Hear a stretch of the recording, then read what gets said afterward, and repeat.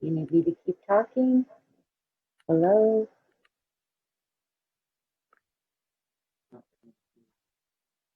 Can you hear me? Okay, well, why don't you turn yours up?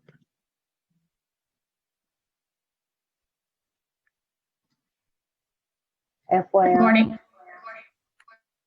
Go ahead, Peggy. Good morning. This is the clerk, and the meeting is now live on the meeting portal and YouTube.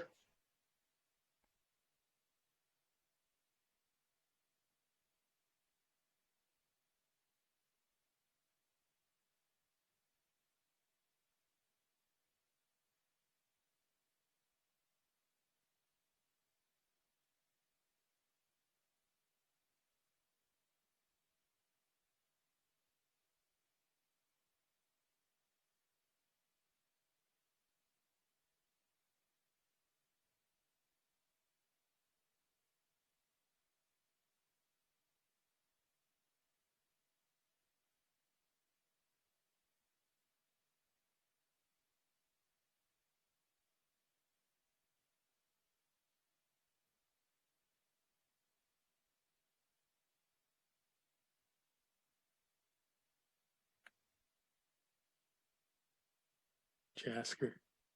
Rhonda, can you hear us? This is Jeff and Miguel. You're very, very faint.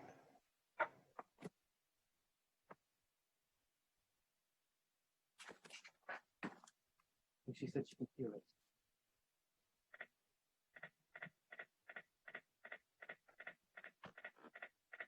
We Can you can hear barely better now? hear. A little bit better, but still light.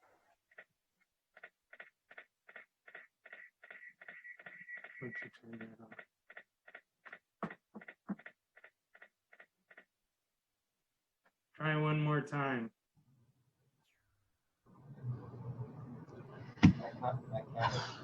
Somewhat better, but still not quite. God, I look like a fuzzy duck.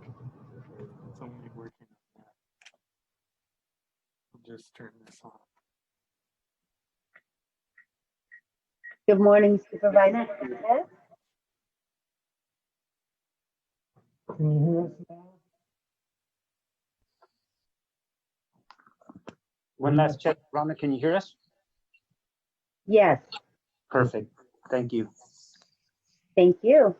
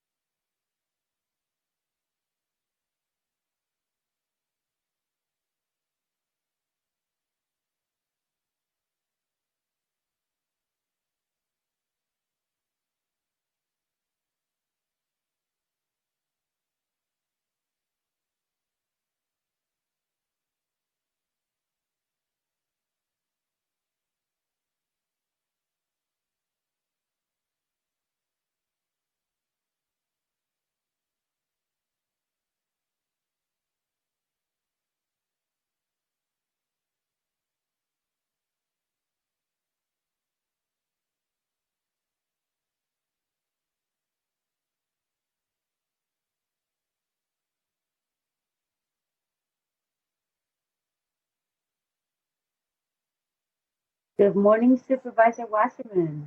Good morning, Madam President. Good morning, Rhonda.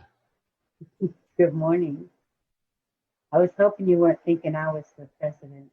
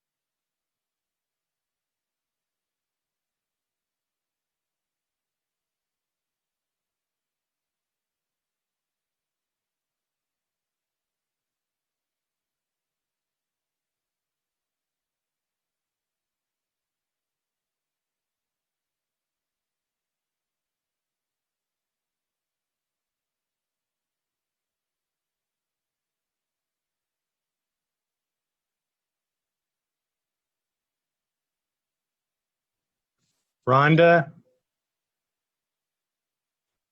Hi, Jeff. finally got it straight. Oh, you're sounding loud and clear. Thank you.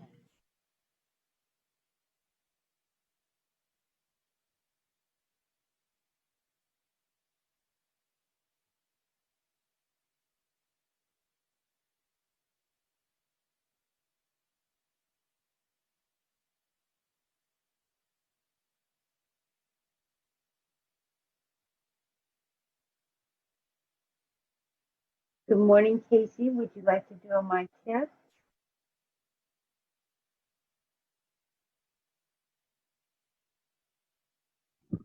Good morning, Supervisor Sumedian. Good morning, Rhonda. Am I coming through loud and clear for you? You sure are. Have a great meeting. Thank you so much. Appreciate your help.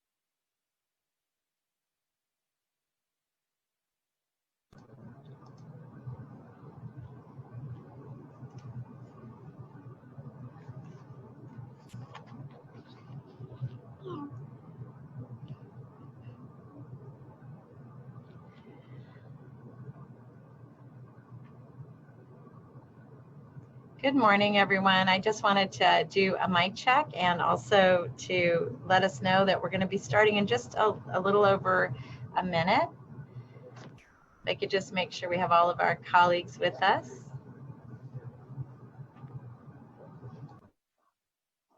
We can hear you loud and clear. We are missing one supervisor.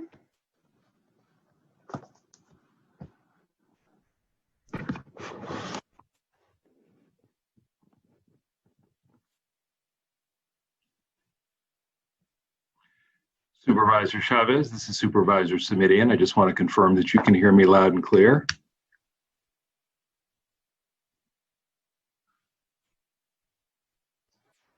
Yes, we can. Thanks, Mike.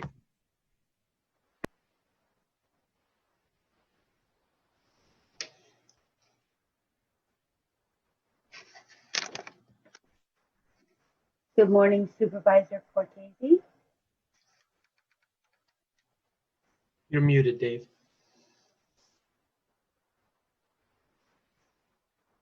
Dave, you're muted. There you go. All right. Good morning. Thank you. Good morning. Thank you. Thank you. Glad to see all of my colleagues this morning. I'm going to ask the clerk if the clerk can take roll for us. Good morning, Supervisor Ellenberg. I'm here. Supervisor Sumedian. Sumedian here. Supervisor Cortese. Here. Vice President Wasserman. Here. President Chavez. President Chavez. Present. You have a quorum. Thank you very much. Thank you. With that, I'm going to turn to Supervisor Wasserman. If you are able, please stand for the pledge.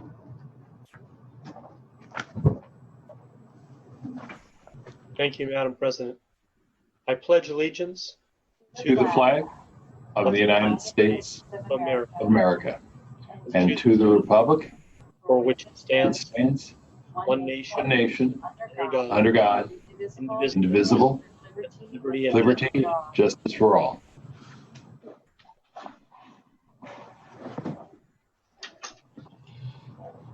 Great, thank you. We're now going to go to adjournments, and for that, I'm going to turn to Supervisor Wasserman.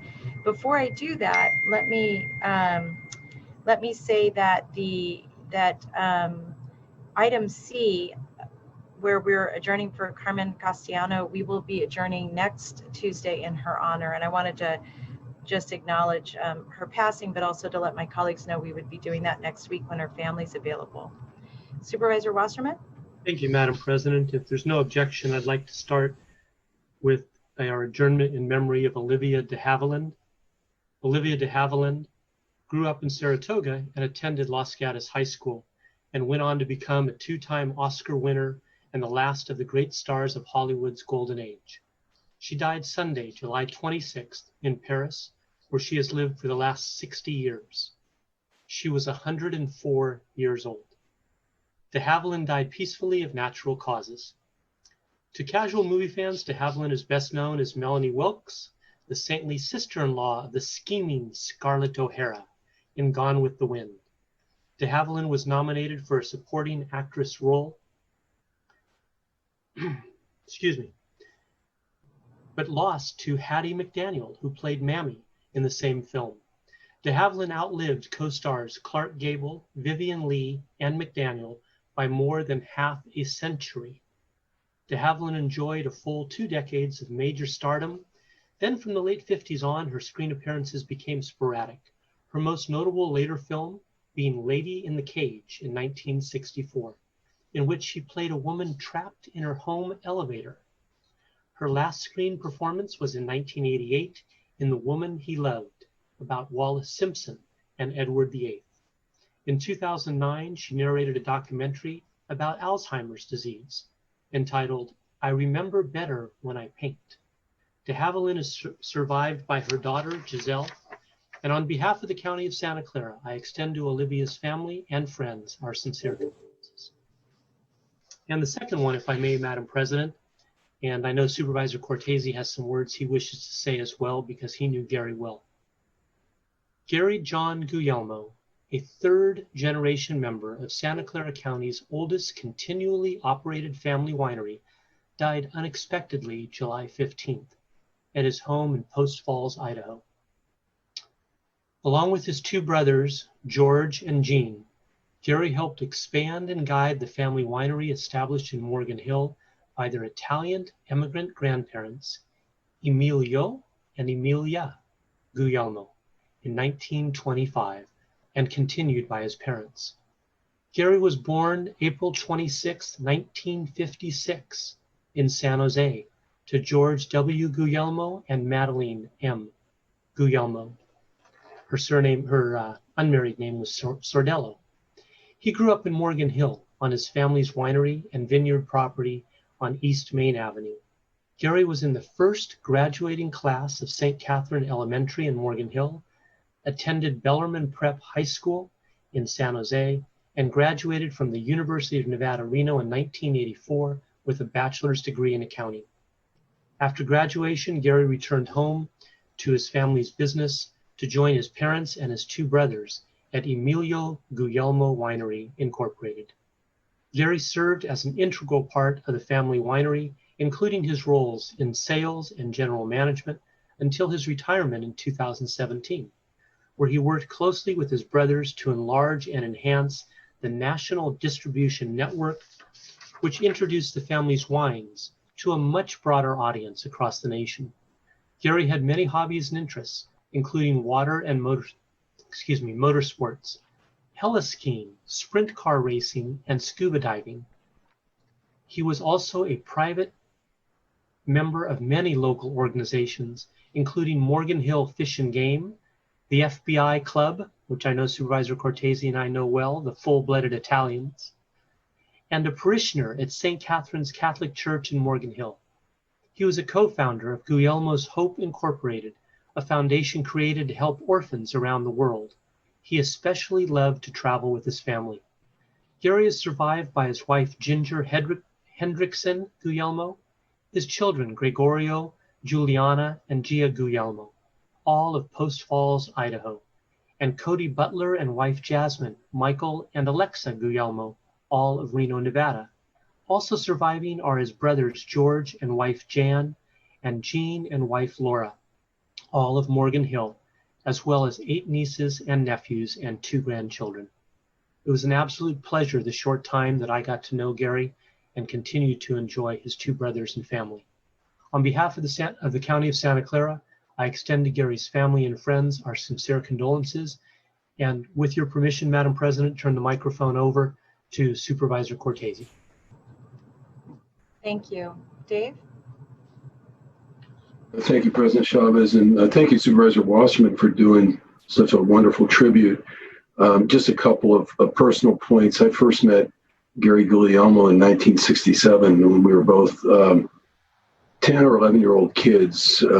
In those days, large families would oftentimes take one of the kids and basically send them off to a sports camp or some kind of a camp. I'm sure that still happens to some extent in families where there's a lot of siblings and somebody needs to go spend some time somewhere else outside the house. What a wonderful experience that was, looking back on it, although an interesting experience for a couple of 11-year-olds to be thrown into a college dormitory and be told you're not going to talk to your parents or see anybody from your neighborhood for the next 3 weeks. Go ahead and make friends with the kids in the dorm. And that's about the extent of the rules. Gary, I don't know if he ever told his family members much about that. I guess at some level it was a little like going off to war and you don't talk about it much when you come back. But, he was a very unassuming boy and man all the years I knew him.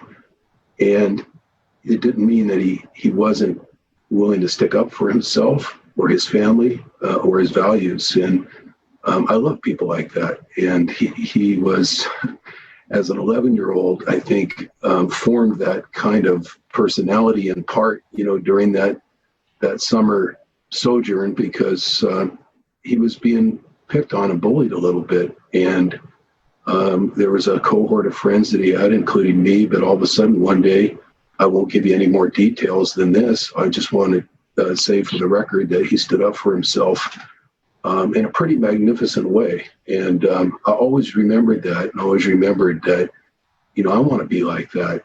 I want to be somebody who, at some point, doesn't back down from a bully. And, that was the young Gary Guglielmo.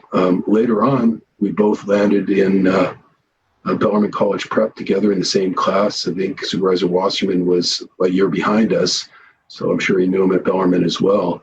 Gary was a hard worker, a really hard worker, and his family, being from South County, and they did have border students at Bellarmine in those days, a few of them, but he wasn't one of those. He had to commute back and forth, and he's the only student at Bellarmine, I think, in the history of the school, that by the time he was in his second semester of junior year, was basically told by the school, you only have to come 4 days a week. You can work, for your family at the winery, Fridays, Saturdays, and Sundays, or whatever the arrangement was. And of course, that prompted a little envy by a lot of other students like me. But it just gives you an idea what a hard worker he was. Even in the 1970s, when there weren't that many agricultural excuses around, the Jesuits that ran Bellarmine understood that he already had an adult-like responsibility, to help his brothers and his family keep that generational business going. And as we all know, viticulture, farming, agriculture is very, very hard work. So he wasn't so much of a political activist, although I can guarantee you he was civically engaged and always was. I think that's been a hallmark of the Guglielmo family in general. They get involved. Jean was very involved in our agricultural preservation task force that Supervisor Wasserman and I co-headed recently, or headed up, and that was typical of the whole family, and it will be going forward. And I know that it's a tremendous shock and a tremendous loss for the family to lose Gary at, a relatively young age. As I said, he was in my class. I'm 64 years old, and I'm sure the kids think of me as old, but we all feel pretty young at this age. And, what a tremendous loss. And my heart goes out to his entire family. And I appreciate the Board of Supervisors, my colleagues, and Supervisor Wasserman allowing me a few minutes to share some personal recollections. Thank you. Thank you both very much. And to the family, we're just so sorry for your loss and appreciate you letting us celebrate Gary's life today. So thank you all. We're going to move on to public comment. And this is a time for anybody to speak to an item that is within the purview of the board, but not on the agenda today. So I'm just going to give a minute to see how many folks that we have who would like to speak under public comment. If you want to speak on either Caltrain or the county sales tax, those items will be coming up. So this is a time to speak on items other than the tax items.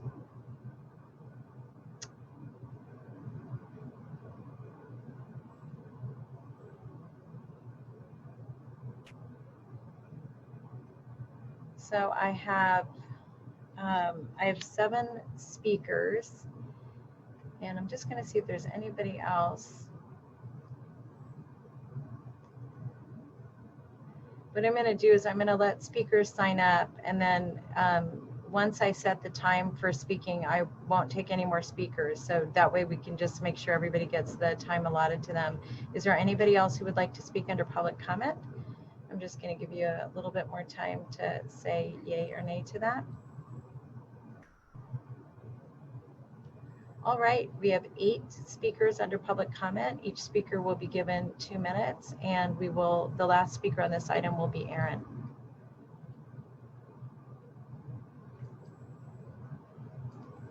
Our first speaker is Robert Aguirre. I'm unmuting you. Please accept the unmute, and you will have 2 minutes to speak. The timer will start when you begin speaking. Yeah, Robert Aguirre. I would like to talk about the situation that we have with COVID-19. I think I've spoken about this before, but I haven't heard a response yet from the board.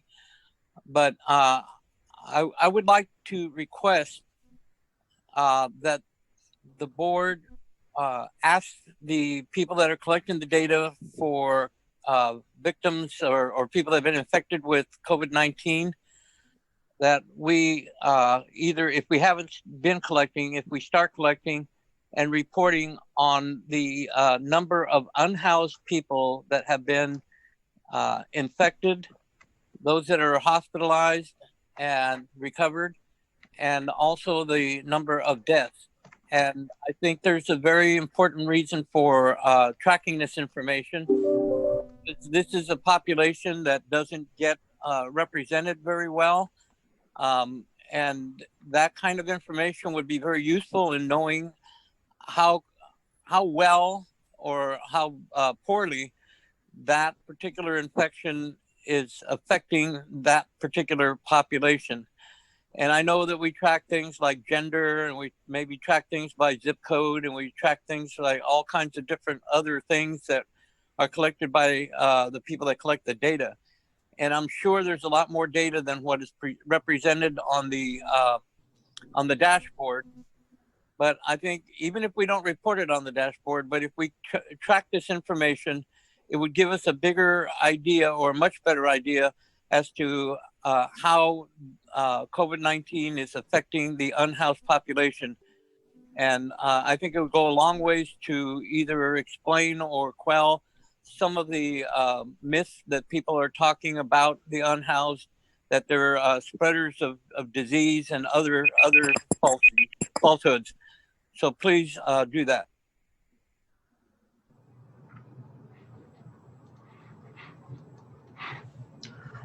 Our next speaker is P. Lynham. I'm unmuting you. Please accept the unmute. You will have 2 minutes to speak. The timer will start when you begin speaking.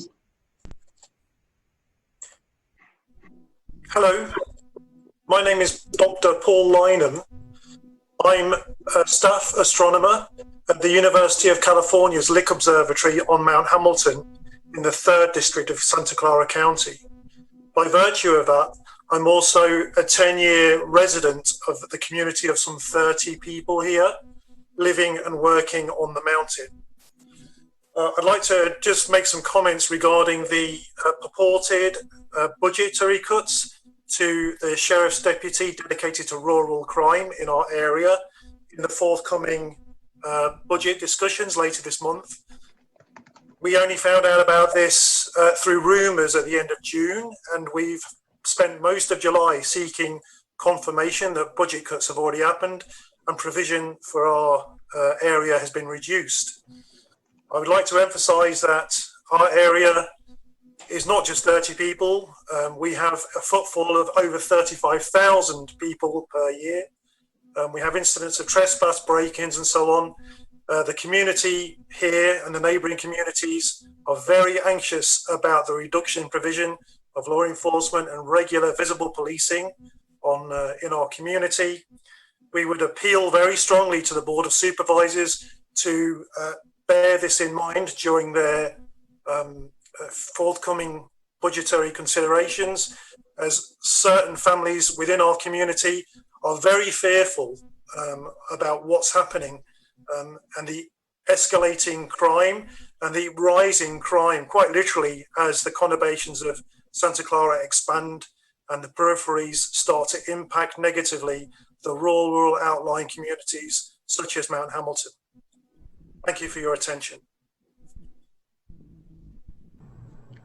The next speaker is Matt Leslie. I'm unmuting you. Please accept the unmute.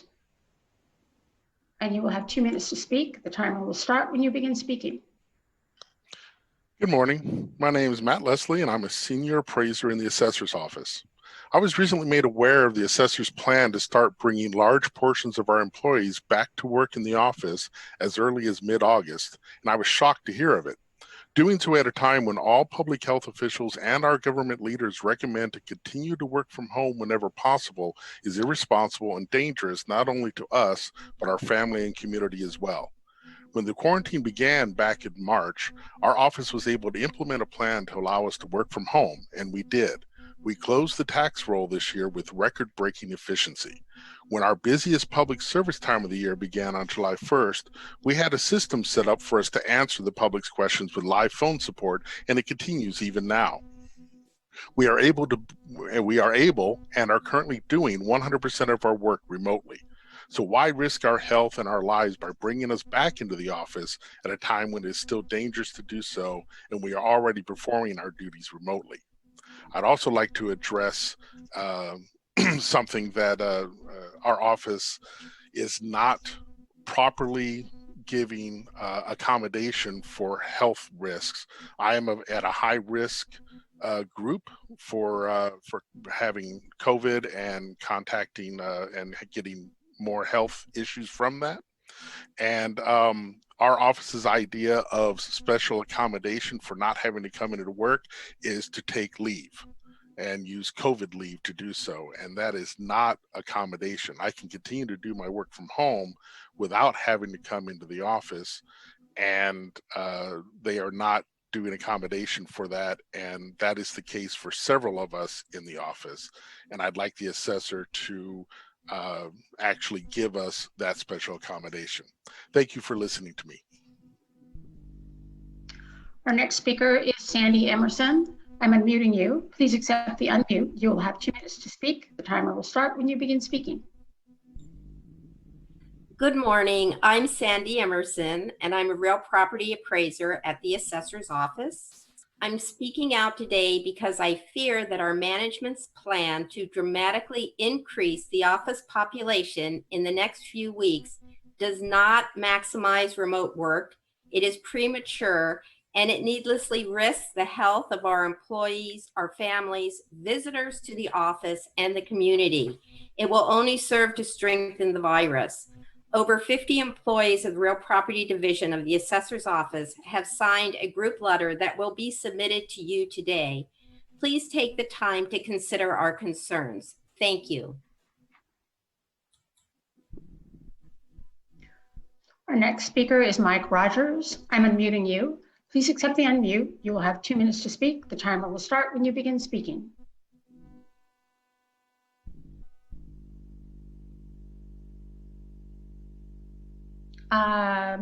Mike does not appear to be accepting the unmute. I will go on to the next speaker and we can come back to him. Our next speaker is Carol Callahan. I'm unmuting you. Please accept the unmute. You will have 2 minutes to speak. The timer will start when you begin speaking. Good morning, Board of Supervisor, Dr. Smith, everyone who zoomed in today. My name is Carol Callahan. I'm a steward for SEIU 521. I'm here representing a majority of my coworkers on my floor. We've submitted a letter voicing their concerns regarding assessor's plan to return large portions of the employee back into the office too soon. Every day we learn something new about the virus, such as how it's transmitted and the ages that it's affecting. Please request the assessor to reconsider even the plan that he has in place now. The 6 people that he has in the office is more than meets the demands that are currently generated by the phone calls right now. Also, as Matt Leslie has said, the reasonable accommodation is not meeting quite the needs of the employees who requested it. We've been asked repeatedly to have our doctor specify exactly what needs to be accommodated. It feels like it's a retaliatory type of questioning. So that's something else we would like to complain about. Taking time off is not reasonable accommodation. And that's all I have to say. Thank you. Thank you. I want to ask the clerk to end with Connie and then accept no more public speakers on this item. Thank you. Going back to Mike Rogers. I am unmuting you. Please accept the unmute. You will have 2 minutes to speak. The timer will start when you begin speaking. Hi, this is Mike Rogers. Sorry, I missed that before. It didn't show up on my screen. I wanted to talk to you briefly about COVID, which isn't on the agenda today. It's very concerning to me as I continue to talk to small business owners in the course of my regular business several times a week that they are not getting any guidance on when they may be able to start operating again. And more, dozens and dozens are closing every week. And many of the business owners I talk to are talking less of their mitigation of how they'll open once COVID allows them to, and more about how do they break their lease and close their business. So it's very concerning. Overall, it's very hard to see how we're going to get off the watch list. Eric Ting published a great article today on SF Gate saying how hard is it for all the Bay Area counties to get off the list. I think he incorrectly said Santa Clara is in good shape for getting off the list. By my calculations, we don't have a prayer of a chance getting off the list because the criteria is not based on tested positive, but it's based on the naked number of tests per 100,000 residents per 14 days. As we increase the number of tests, the number of cases continues to increase. Using our current numbers, you do the math, 6,500 tests per day, as we've been running recently at 3 or 3.5% tested positive rate, we're going to get to 195 or 200 cases per day, or 27, 30 cases in 14 days. And you multiply that by the population, dividing by 1.95 million people here in the county, we're running about 140 cases per day per 14 days per 100,000 residents in the county. And that number will only continue to go up as we continue to increase testing, which is the right thing to do. To meet the state's criteria, we would have to get to tested positive rates in the range of 1.5 to 1.7%, which we've achieved before. But, you know, we're in a very healthy. The next speaker is Alice Smith. I'm unmuting you. Please accept the unmute and you will have 2 minutes to speak. The timer will start when you begin speaking. Thank you. I'm Alice Smith from Palo Alto, and I'm the Executive Director of the National Voter Corps. I'm calling in today because I'm concerned that inactive voters in Santa Clara County will not receive information about the election coming up in 2020. They have not automatically going to receive vote by mail information, whereas if you're an active voter, you will receive your ballot automatically. I would like the county to look at this and to send notices out to inform the inactive voter, which means someone who has not voted in the last 2 elections, that they have a right to receive a vote by mail ballot and that it would be free to them. So postcards or some means of communication I'm suggesting should be done. Thank you very much. I'd like the Board of Supervisors to take this up immediately in order to facilitate the registrar of voters in any way they can to ensure every voter gets a right to vote. Thank you. Next speaker is Aaron. I'm unmuting you. Please accept the unmute and you will have 2 minutes to speak. The timer will start when you begin speaking. Hi, my name is Aaron. I work in the Santa Clara County Assessor's Office. In response to the novel coronavirus pandemic and the County Public Health Officer's shelter-in-place order, our IS division recently implemented teleworking capability. By the end of March of this year, most of our staff began working remotely toward closing the assessment roll in time for the mid-year delivery deadline, which we did in record-breaking fashion. You can imagine how surprised we as a staff were when we were informed just this past Thursday of a plan that is being proposed by our department head to bring large numbers of staff back into the office as soon as the 2nd or 3rd week of this month. Many of us have families that we are very concerned about should we contract the virus at work, not to mention the negligent attitude being expressed to those staff that have pre-existing health issues that put them at higher risk of complications resulting from a COVID-19 infection. We appeal to your wisdom to help put a stop to this reckless proposal to prematurely bring us back into the office when it is clear that we should continue to telework for the sake of our well-being, that of our families, and that of the public that we are being told to provide face-to-face customer service to during a pandemic, the likes of which we have not seen since 1918. Thank you for listening.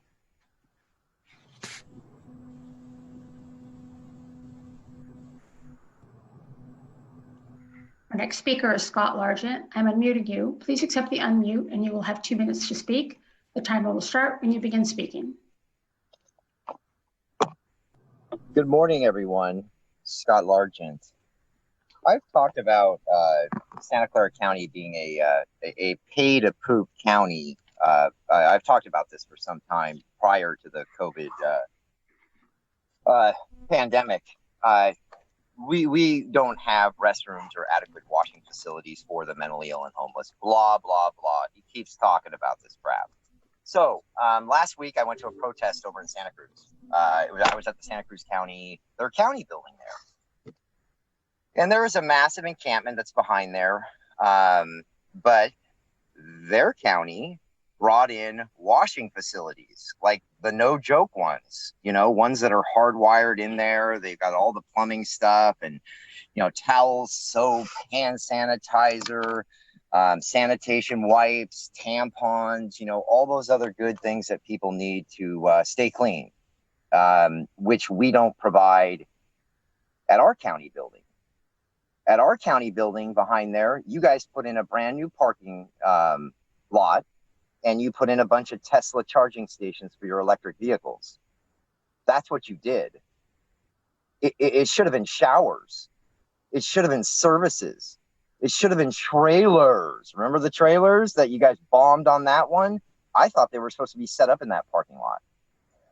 This morning when I showed up to your county building to utilize the restroom, because there are no functioning restrooms in our county other than using a bag, I noticed that you have a lot of homeless and mentally ill that are living everywhere around your building.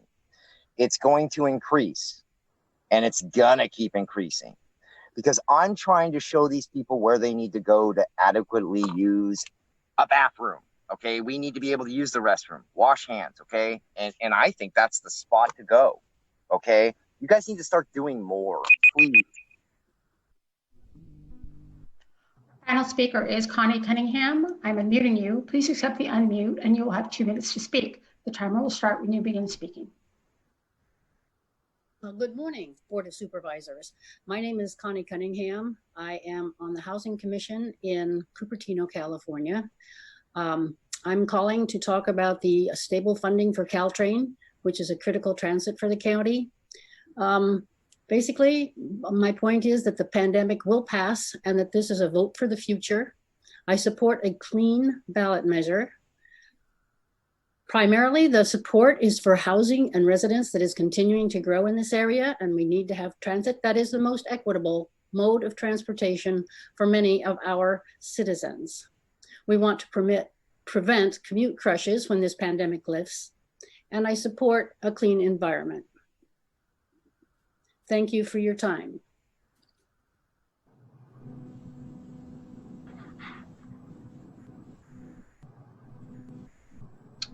Thank you. I'm going to go now back to the board. That concludes public comment. We're going to move to item 8, and this is a referral from Supervisor Ellenberg. So I'm going to turn to Susan, and this is regarding Proposition 18. This was deferred from our last agenda because we weren't able to get to it before we lost the maker of the referral. So Ms. Ellenberg, I'll turn it over to you. Thank you very much, President Chavez. Today I'm asking my colleagues to join me in supporting Proposition 18, which is a constitutional amendment to allow 17-year-olds to vote in primary and special elections, so long as that young person is 18 years old by the general election. This proposition will aim to increase democratic participation in elections, teach young people to start engaging in the electoral process earlier, and empower California's youth. I want to especially highlight Assemblymember Evan Lowe and his office's work around this. While this ballot measure doesn't go as far as previous Assembly bills, it was born out of young people, in full disclosure, including my daughter, who want to expand the right to vote to our youth and help them become civically engaged. And I just want to make a few points to my colleagues to share why I really am in fervent support of this proposition. Before my time on the board, I had the honor of mentoring high school students. Many of them had numerous adult responsibilities, such as being the primary caregiver for an ailing family member, running a business, making substantial financial contributions to their households. Additionally, what I saw in working with high school students is that so many of them were already actively participating in civic engagement by making their voices heard, including here before the Board of Supervisors on many issues ranging from gun control, juvenile justice, child welfare, climate change, immigration, and racial justice. And finally, empirical evidence shows that the earlier in life a voter casts her first ballot, the more likely he or they are to develop voting as a habit. This will, in turn, of course, increase voter turnout. Voting is a habitual act. People who vote in one election are more likely to vote in the next. And lowering the voting age just slightly will establish new voters while teens are still in high school and less likely to be moving as a result of attending college or leaving their family homes for other reasons. People under 18 tend to have very strong roots in their communities, often having grown up in that area, been there for many years, and established connections to their schools, families, friends, and other community groups. And I hope that my colleagues will join me today in empowering our youth, expanding opportunities to vote, and supporting this referral. Thanks so much. Thank you very much. I'm going to go to my colleagues and I'll start at the end and see if anybody has any comments. Supervisor Cortese, I don't see your hand up, so I'm going to assume you're good. No comment. Great. Supervisor Smidian? Thank you, Madam Chair and colleagues. And, I think the measure is undeniably well intended, and I would be the first to acknowledge that any age we select is, to some extent, by definition, arbitrary. Certainly, there are some 17-year-olds who are better equipped to accept the responsibility for voting than some 19-year-olds who are currently allowed to vote. But this is true, really, of any arbitrary cutoff that we provide. I'm going to be a no vote, and notwithstanding my support for the goals that have been articulated for the following reasons. I think the first and fundamental one is, if we have to pick a date or an age, acknowledging that it is to some extent arbitrary. I am just mindful of the fact that in California, the age of majority is 18. The age of consent is 18. The age for walking into a card room or going gambling is 18. The age for signing a binding contract is 18. And of course, acquiring alcohol or cigarettes both require you now to be 21. I understand the arguments that are made about trying to encourage the voting habit earlier. Many of those arguments for the history students among us will resonate from the days back in the 70s when our Constitution was amended so that 21-year-olds, 21 was no longer the threshold, it became 18. And yet what we know is that with that younger cohort of voters, regrettably, the voting habit is substantially less than older voters. We know that, unfortunately, younger voters are among the least likely cohort to go out and vote. So I'm not candidly all that optimistic about the impact on voting. But here for me is the real issue. The question is, at what point, if we're going to have to pick an arbitrary age, are voters better equipped to cast a thoughtful, well-informed vote? And one of the reasons that I have been involved with civics education and youth programs over the many years, 20 years as a member of the Junior Statesman Foundation Board of Trustees, for example, is that I know from my work on the school board, and I suspect my colleagues perhaps had similar background, that the National Assessment of Educational Progress tells us that only a quarter of 12th graders are even deemed proficient in civics. Now, I would suggest that to some extent that's the fault of the older adults who are not providing the kind of civics instruction that we should have. But as a practical matter, if we've got just functionally a quarter of our 12th graders who are even proficient and who have, by definition, appreciably less life experience, notwithstanding the folks that Supervisor Ellenberg identified, most of them don't yet have experience owning or renting real property. most of them don't yet have experience with insurance. Most of them don't yet have the kind of consumer experience. So, do I think this will be particularly impactful one way or the other? I do not, candidly, but I think if we have to pick an age, we have picked an age, quite frankly, 18, both at the national level and here in the state of California, that we believe is the age of majority for many of these kinds of decisions. The lack of greater life experience coupled with the unfortunate lack of civic education, which we should all be committed to do something about, combine for me to say that leaving this at 18 is probably the better course. For that reason, I'll be a no vote.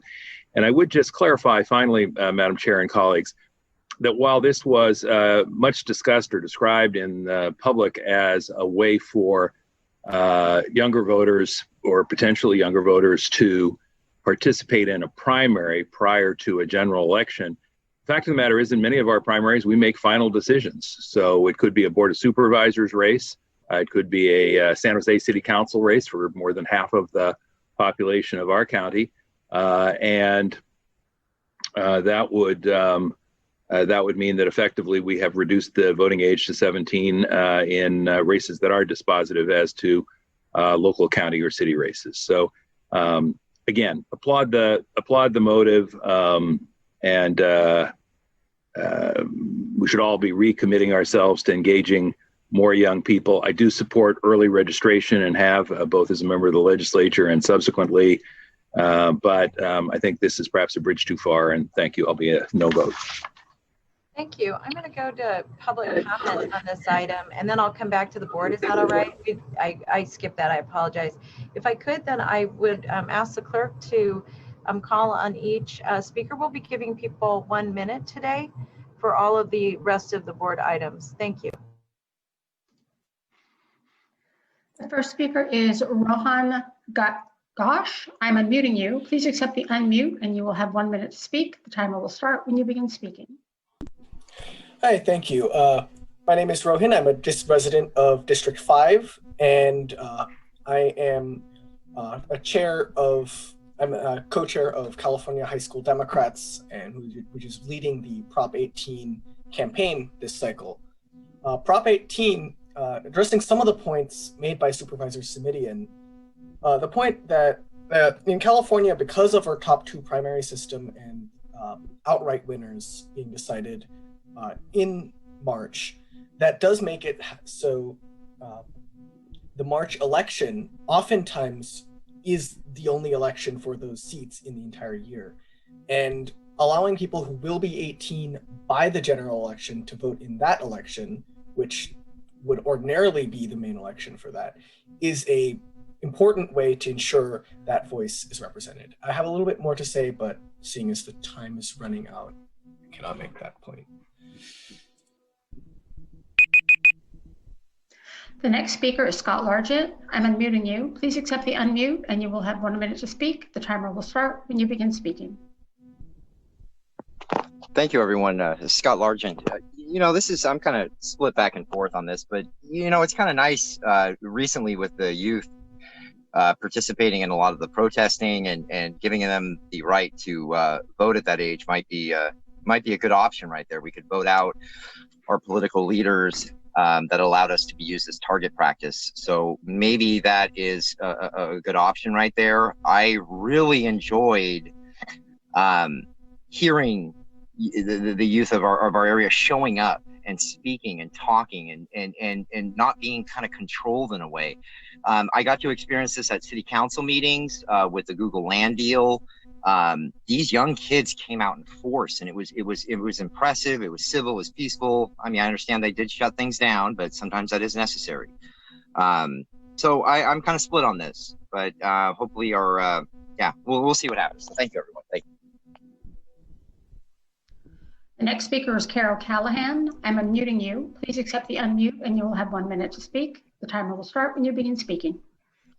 Good morning again. My name is Carol Callahan. I wasn't prepared to speak on this issue. However, since it came up, I wanted to put in my 2 cents worth.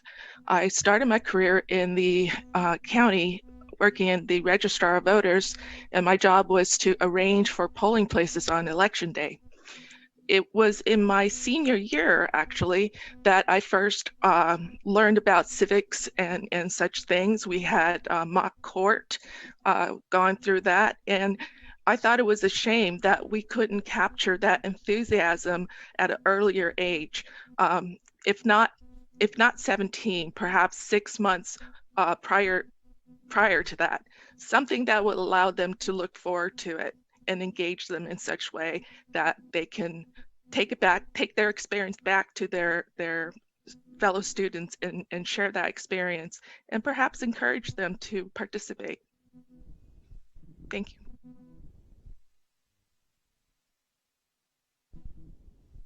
you.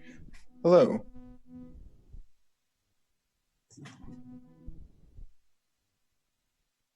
Hello, can you hear me?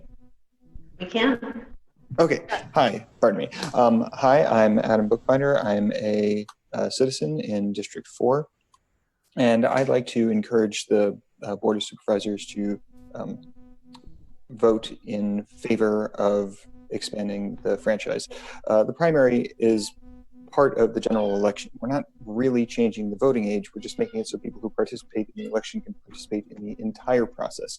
And as to concerns that this would have some kind of really detrimental effect, 18 states already do this. It's odd that we don't extend voting rights to the same extent that Mississippi does. So I would encourage the board to favor this proposition. Thank you. Great, thank you. Supervisor Ellenberg, I realize we left off with Supervisor Simidian. I will take Supervisor Wasserman if there are any other comments. If not, I'll go back to you and then I'd like to make some comments. Supervisor Wasserman, did you want to add anything? There we go. Thank you. I was trying to define myself. Very, very, very interesting topic I found in reading this and thinking about it over and over again. Yes, you need to set an age limit of some sort. When I first heard about it, I said 17-year-olds, juniors in high school, and I thought about myself, and I thought about many other 17-year-olds I knew, and was very concerned about their ability, research, their interest, etc., in the voting process. And then I read that they can't vote in November unless they've turned 18. So I said, okay, I'm okay with that, but I wasn't okay with being 17 voting in the primary. 18, you can go to war. A number of things Supervisor Samitian listed. The age to drive seems to have wavered between 15, 16, 15 and a half with family, etc. And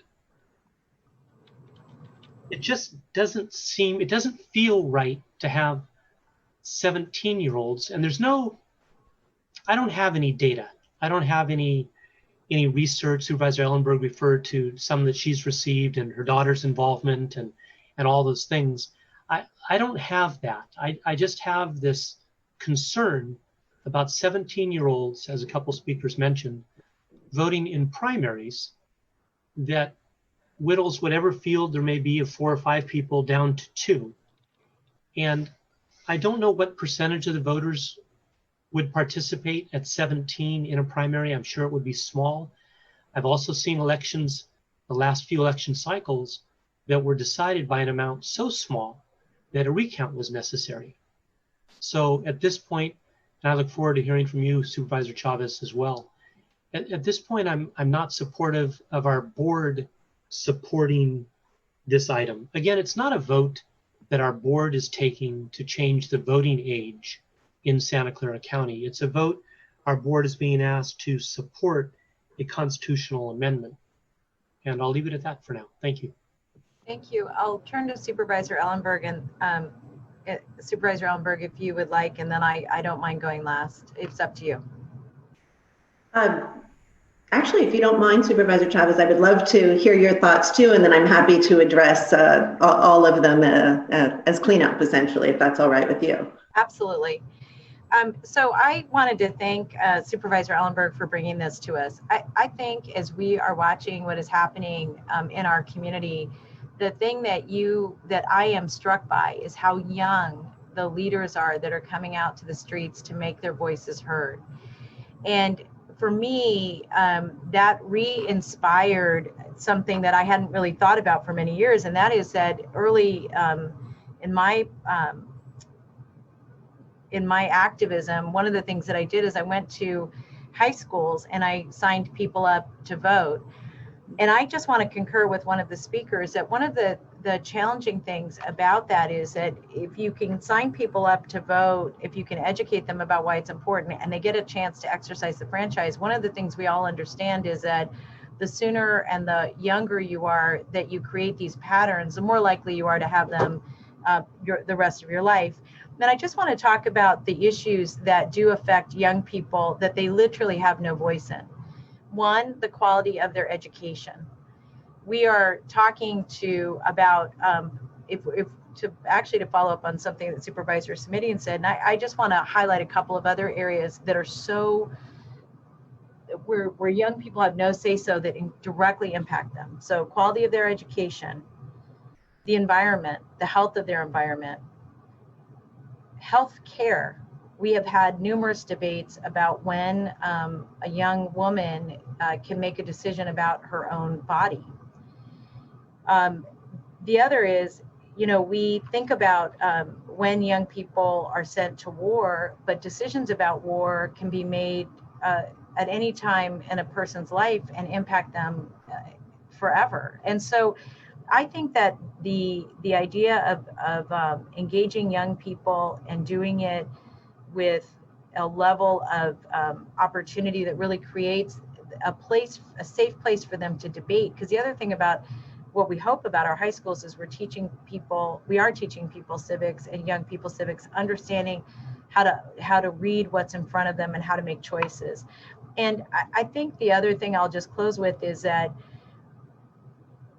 I think every opportunity that we have to expand the franchise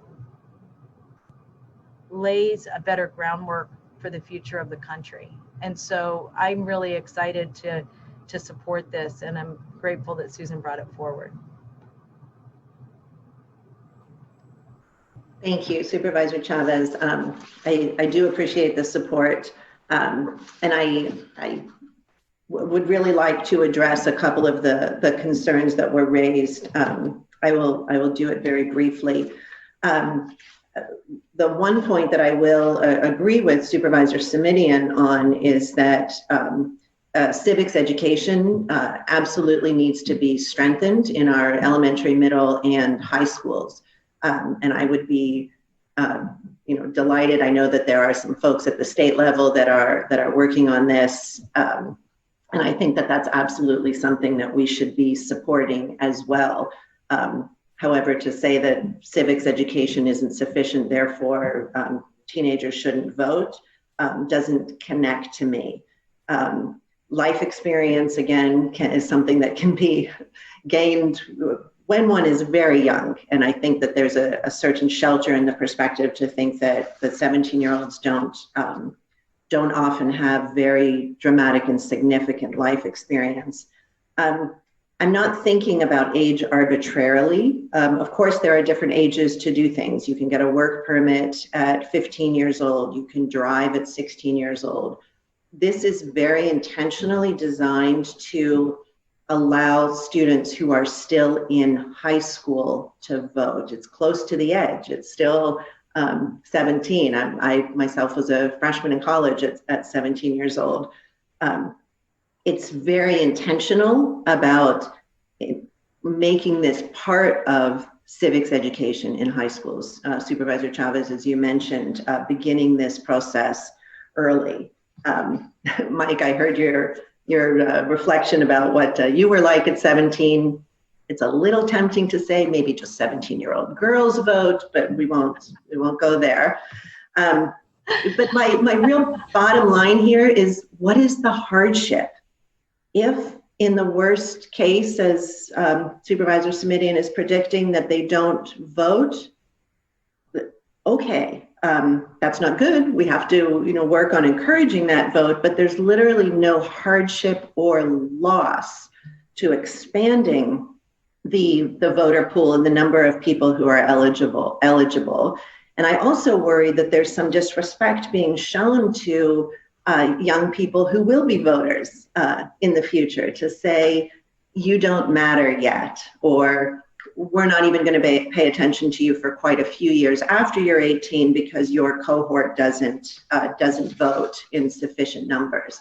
I think that that's the wrong public messaging, and if that is a private concern, a documented concern, let's address it. Let's address it by increasing voter turnout, by increasing engagement, by showing that respect for young people, that they do matter. We want your voices. And if they happen to be dispositive in a primary election, God bless them. I think I don't have anything new to add. I just am still sharing my enthusiasm and real excitement about this opportunity for teenagers. Thank you. Thank you very much. I see no other hands from my colleagues, so what I'd like to do is ask for a roll call vote. Do we need a motion first? Do we need a motion? Do we have a motion? Oh, I'm sorry. I thought we did that. Yes, thank you. But I'm happy to move approval of this resolution. Do we have a motion? Do we have a second? Second. A second from Supervisor Cortese, and now I'll request a roll call vote. Sorry about that. Thank you. Supervisor Ellenberg. Yes. Supervisor Simidian.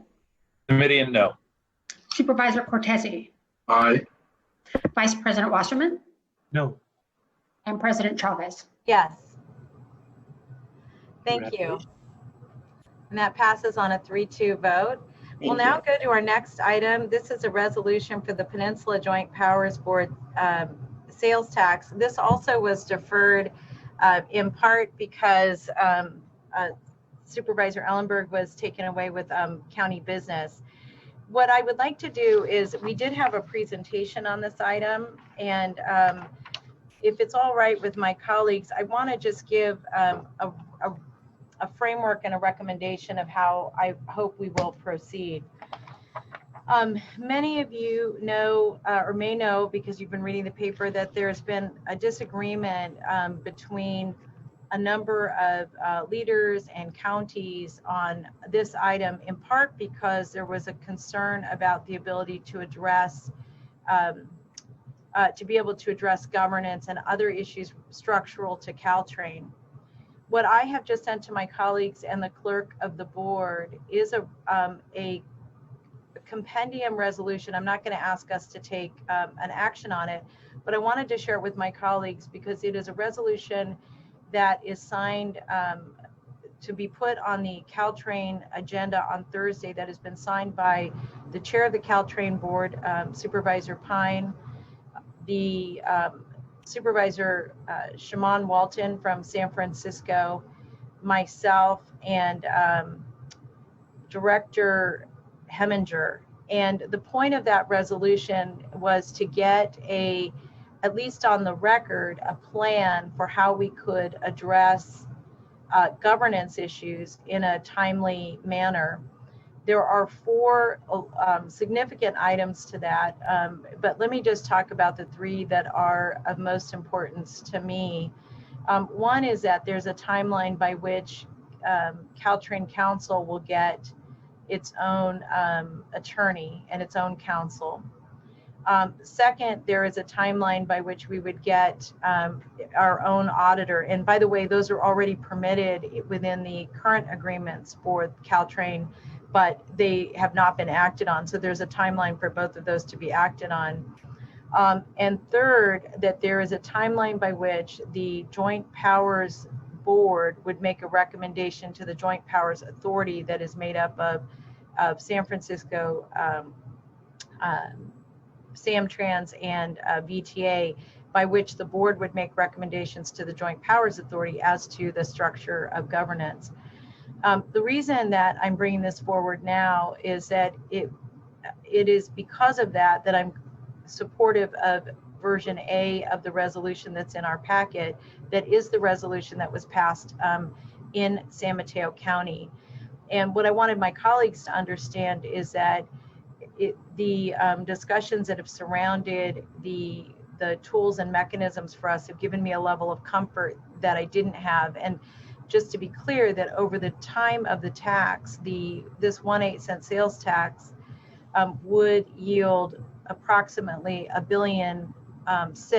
And I wanted to make sure that long after we're gone, that the residents of Santa Clara County that are making that contribution have tools and mechanisms to make sure that money is being spent well and transparently. And so because of that, and we've already had a presentation on this at our last meeting, but I'm happy if the board would like a presentation, we could do that. Or I would recommend to any one of my colleagues that we get a motion on the floor to support version A, which is in our packet. And so then moved, Supervisor. We have a motion. Do we have a second? I'll second it. We have a second from Supervisor Cortese. If there are, what I'd like to do, if it's all right, I'd like to take public comment, and then if there are any questions for me or for any of us, or for and I think we have a couple people from Caltrain that are here. I can see on my screen, Seamus, Casey, and Jeannie. We could go to any of them if there are questions that need to be asked. So with that, I'm going to ask the clerk to give each person 1 minute. Supervisor Chavez, before you go to the public, I do think it would be helpful to clarify that the resolution before our body does not actually include the various items that you shared with us. That set of items is to come before the JPB. And I'm correct in your understanding is consistent with my understanding, yes? That's correct. The motion you made was simply for version A, which is in our packet. Great. And I just wanted to make sure that folks understood that as we moved forward. Thank you so much. We'll now go to the public speakers and ask the clerk to read their names. Thank you.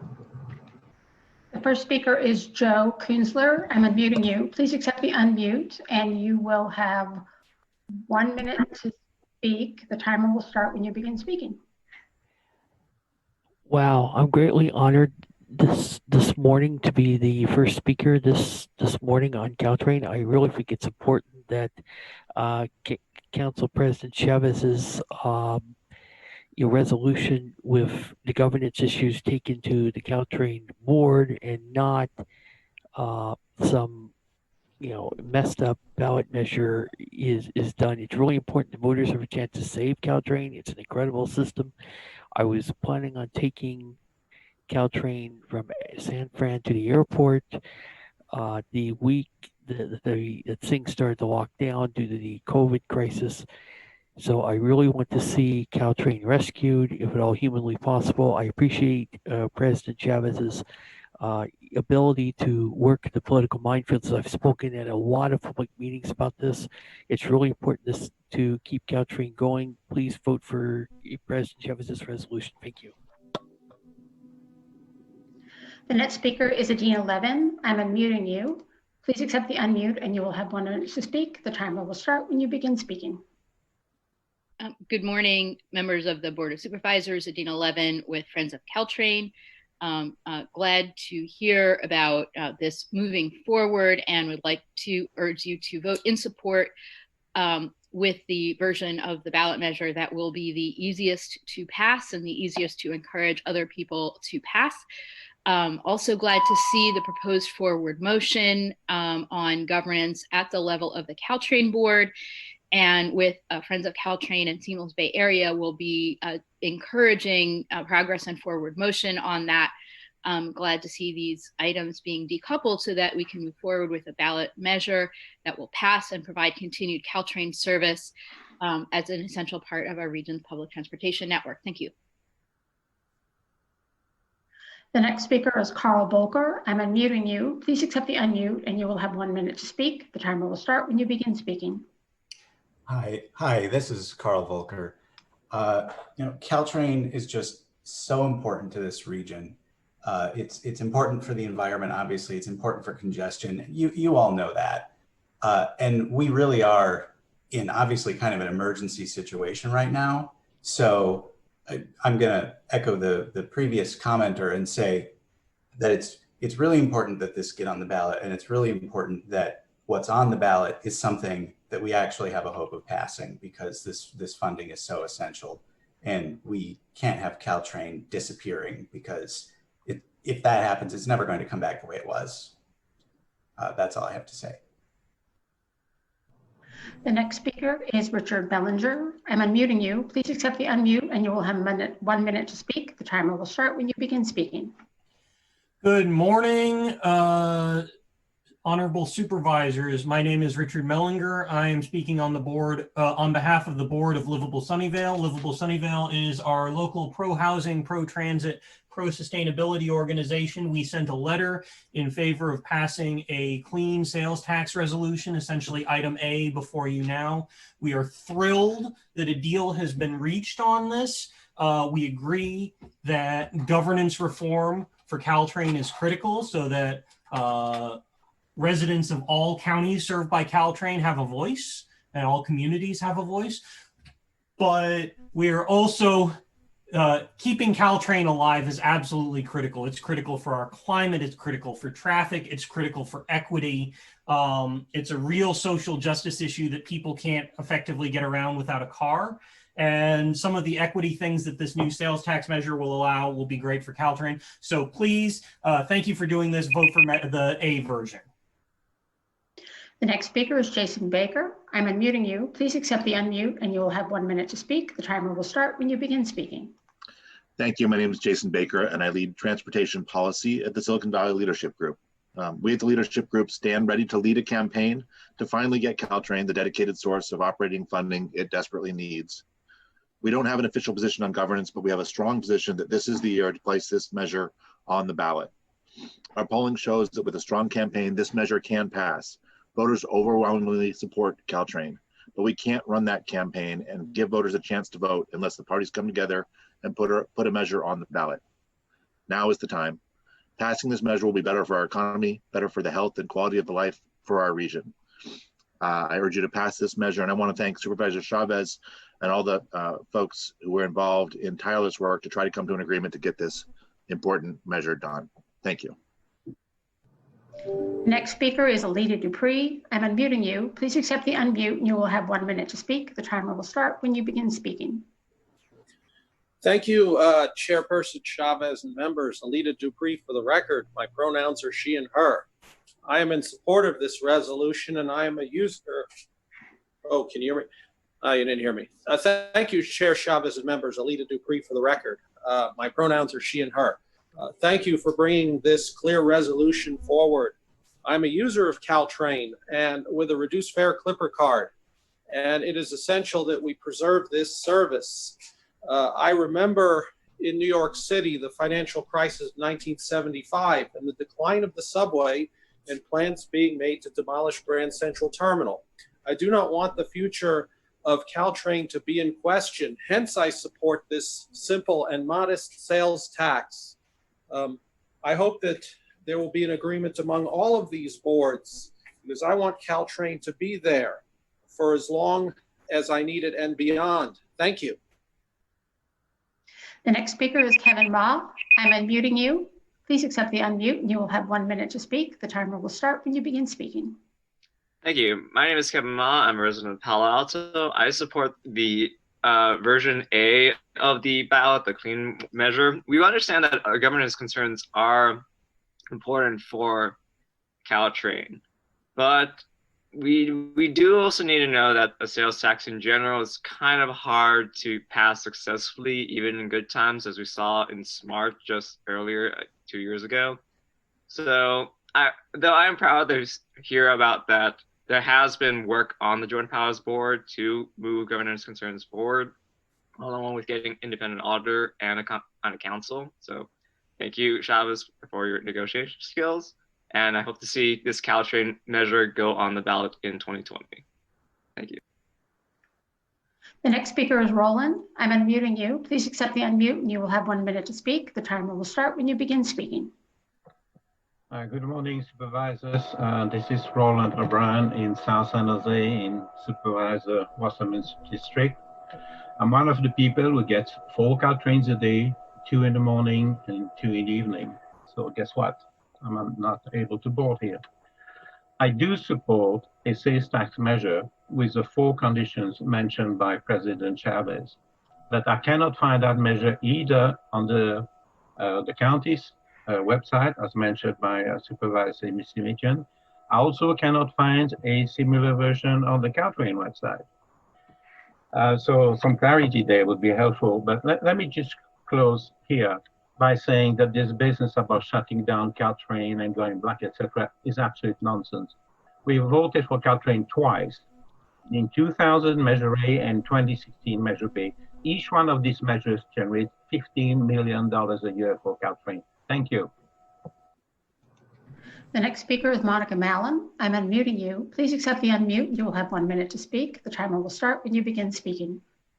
Hi, my name is Monica Mallon, and I just really want to encourage you to vote for option A. And I also want to say that I really appreciate all of the negotiating that's gone on behind the scenes over the past few days, and that it seems like we're getting really close to hopefully being able to get this on the ballot.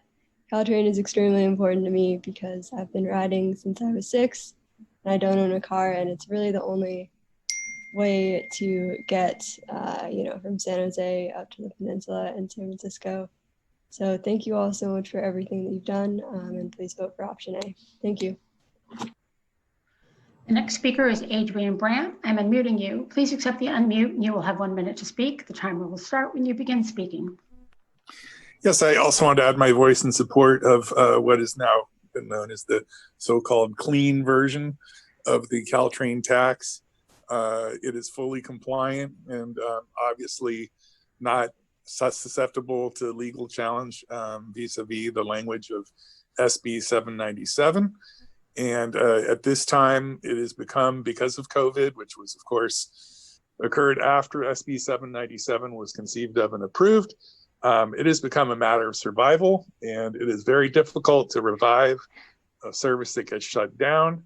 So I commend the board and encourage your support of the measure that is completely clean, easy to pass, easy to explain, and will not be subject to legal challenge, and will serve as a literal life ring or life supporter, life support for Caltrain when the CARES Act emergency funding runs out.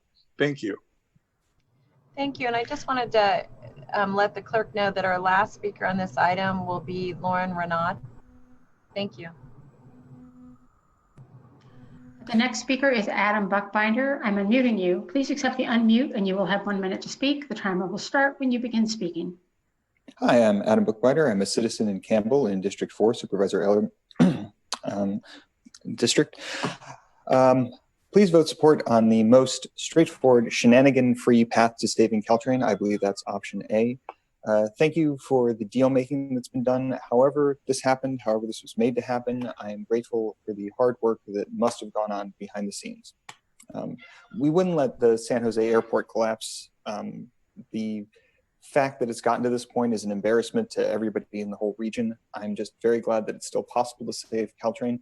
Governance reform is indeed crucial, but it's not quite as crucial as preventing the immediate collapse of the region's transit backbone. So thank you for putting this together, and please support option A. Thank you. The next speaker is Scott F. I'm unmuting you. Please accept the unmute and you will have 1 minute to speak. The timer will start when you begin speaking. Good morning. My name is Scott Fitchin, and I am a longtime resident of the Bay Area Peninsula and Santa Clara County. I've been a rider of Caltrain for as long as I can remember. I used to ride it to school every day. I used to ride it to work, and it is unconscionable that it could be shut down permanently. And so I am also chiming in to voice my support of ballot measure A, or version A, because I believe Caltrain is integral to the livelihoods of countless people along the peninsula in San Francisco and in Santa Clara County. So I would like to support this ballot measure.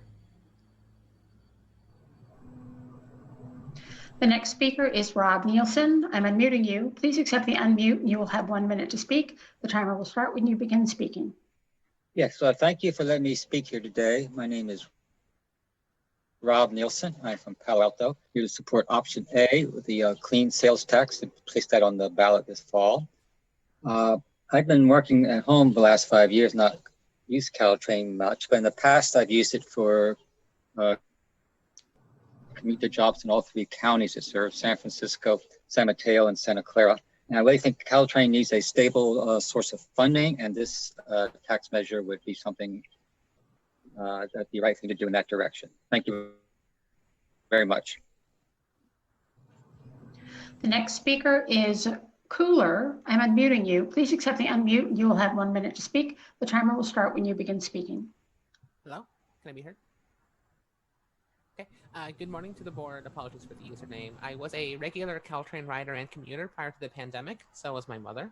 And one day, eventually this pandemic will be over, and it is very important that our region's transit backbone will still be here when that day comes. So I urge the board to support this and support transit. It's essential to getting people out of cars for a greener future.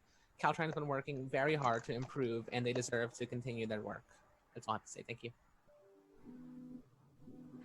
The next speaker is Yoriko Kishimoto. I'm unmuting you. Please accept the unmute and you will have 1 minute to speak. The timer will start when you begin speaking. Good morning, President Chavez and honorable members of the Board of Supervisors. As you know, about 10 years ago, I was co-founder of the Friends of Caltrain because it was going through a crisis at that time.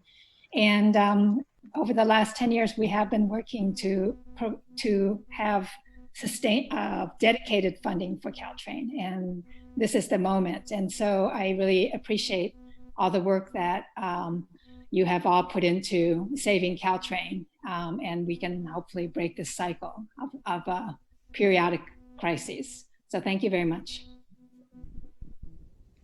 The next speaker is Scott Mace. I'm unmuting you. Please accept the unmute and you will have 1 minute to speak. The timer will start when you begin speaking. My name is Scott Mace. Can you hear me? Yes. I want to echo the remarks of others, thanking the Board of Supervisors for coming up with a option to vote on that will provide a clean, dedicated, stable source of funding for Caltrain. That is what Caltrain has needed for decades. I used Caltrain at the beginning of my career to go from San Jose to Palo Alto. I used it the last couple of years to do more work and continue to want to rely upon Caltrain as a backbone of public transit for years to come. So thank you again, and I hope that you can move quickly to have the other counties pass it as well, and then we can have a up or down vote by the voters. Thank you. The next speaker is Genevieve Kolar. I'm unmuting you. Please accept the unmute and you'll have 1 minute to speak. The timer will start when you begin speaking. Good morning, Board of Supervisors. My name is Genevieve Kolar, and I'm in my last term at De Anza College. I'm here also in support of option A for the Caltrain ballot measure, not only because I've been transit dependent myself for much of my time in the Bay, and Caltrain is so vital in the corridor that it serves, but also because as a representative of Foothill and De Anza community college students over the past year, I quickly realized that being an advocate for community colleges and for the populations that they serve means being an advocate for transit. And I really appreciate your efforts to maintain and protect Caltrain during this really, really wild and chaotic and difficult time. So thank you, and support option A for the ballot measure. Thank you. The next speaker is Andrew Sullivan. I'm unmuting you. Please accept the unmute and you will have 1 minute to speak. The timer will start when you begin speaking.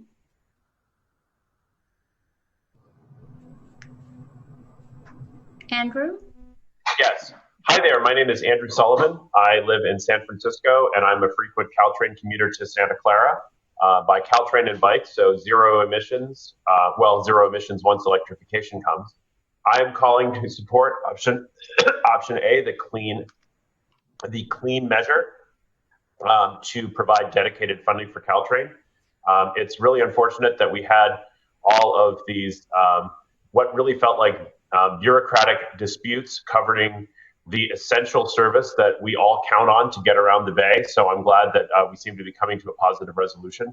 I would strongly encourage the supervisors of Santa Clara, as well as the other counties, to move past this and begin to build the seamless Bay Area vision of a region-wide transit system that doesn't get caught up in these kinds of disputes in the future. But for now, please support option A and get this tax on the ballot so we can fund Caltrain and avoid further auto emissions. Our last speaker is Lauren Renaud. I'm unmuting you. Please accept the unmute and you will have 1 minute to speak. The timer will start when you begin speaking. Good morning. My name is Lauren Renaud and I live in San Jose. I've been a rider of Caltrain for roughly all of the 10 years I've lived in San Jose. I rode the train daily for my last job, and I encountered so many incredible people who relied on the train, including engineers, sales folks, chefs, service workers, and students. It continues to be the only way I travel up and down the peninsula, as I do not drive. Caltrain keeps so many cars off the road, which is, of course, is important in the face of increasingly warming planet, but is also important in a region that is plagued with wildfires that also congest the air. It would be tragic to let Caltrain fall. San Jose would be cut off from the rest of the Bay Area. I encourage the board to continue to fund and support Caltrain. Thank you. Thank you. I want to thank all of our public speakers. I will now go to the board and I'll see if there are any comments. I'm going to start with Supervisor Cortese. And if you would like to speak, just put on your camera. Dave? And then I'll... Yeah, thank you. Yeah, thank you, President Chavez. I just wanted to thank you, in a sense, commend you and a lot of other people in the region who have been working on this issue to, I think, get us to a point where we have something that we can support today. I've certainly been very public about my own support of, a Caltrans measure getting on the ballot. But as we discussed a little bit last time around, for those of us who do a lot of work in regional government, especially on the transportation side, we've been quite aware that some of the issues that have surfaced now are not new issues. They've been around for a long time. And, people have hoped that there would have been sort of some housekeeping and cleanup, much like there has been with other agencies that do regional work that have had to work on their governance and how they structure themselves. So good that there's commitments to do that going forward. And I'll be brief and just say, I seconded, but obviously I'll be an aye vote, and I just wanted to say why. Thank you. Thank you. Supervisor Ellenberg? Thank you. I am glad that we got to this point today. I really was distressed about some of the machinations and conditions that were attempting to make connections that weren't necessarily in the very best interest of Caltrain riders or of voters. I'm pleased that we got here today, and I will be glad to support Measure A. Thank you. Supervisor Simidian? No additional comments, Madam Chair. Thank you. Thank you. Supervisor Wasserman? Thank you, Madam President. While I'm not endorsing it, I am going to be supporting option A today, going onto the ballot that requires a 2/3 supermajority vote. I could not imagine loss of Caltrain. Very interested and excited about electrification, the benefit it can bring as far down as Gilroy. And I must confess, I wish there was a better way to go about this funding than an additional tax, especially at a time like this. But again, what I'm supporting is the Measure A modification that you made possible, and this going forward to the ballot so that a supermajority of 2/3 of those people that vote say it's what they want, then that's the way our system works. Thank you. Thank you. I really appreciate everybody's feedback. I just wanted to make a couple of comments, in part because I think this is an important level setting for as we move forward. One is that Caltrain, like another tax we're going to talk about later on the agenda or next on the agenda, is a regressive tax. And because it's regressive, I think we have a higher obligation to ensure that the money is used in a transparent and clear way, that every voter in our county will understand how it's being spent. The reason I'm supporting it in spite of its regressivity is that we need this asset for climate protection. We need it for traffic mitigation. And I do think that the future of this, the asset will take a much deeper dive into how we make it something that's equitable and more people can afford to ride. To be clear, I want to disagree with one of the speakers who called the situation we're in embarrassing. I think that it is really imperative that the voters of each district, of each community, understand the benefits and the return for the community at large. The County of Santa Clara will contribute 51% of the revenue. We will represent at its peak, according to Caltrain's research, 41% of the riders. What that means is that we will put in $56 million approximately a year over the 30 years that would get us to $1.6 billion. For me, that means that we need to be incredibly clear with the public about and be able to be accountable for the assets that we're contributing. I want to very much acknowledge the leadership of Directors Pine, Director Walton, and Director Heminger. And I particularly wanted to thank Mayor Sam Liccardo and Supervisor Aaron Peskin. And the reason I wanted to acknowledge all of them is that the issues relative to governance and how it all works they were long before I ever got on the board, and frankly, long before I was on the board of ETA. But these questions have really been swirling about for a while. So I appreciate that folks weren't afraid to roll up their sleeves, keep talking, and get us to yes. What's before us today is version A, which is those versions that were passed in San Mateo County. what I hope will happen is that Muni will reconsider this item tomorrow, that on Thursday morning, the Joint Powers Board will have an opportunity to both vote for option A, but also the resolution that is being put forward by myself, Directors Pine, Walton, and Heminger. Then the VTA board will have an opportunity to vote on this on Thursday evening. And the San Francisco Board of Supervisors has agreed to come back into session on Friday to take the final vote.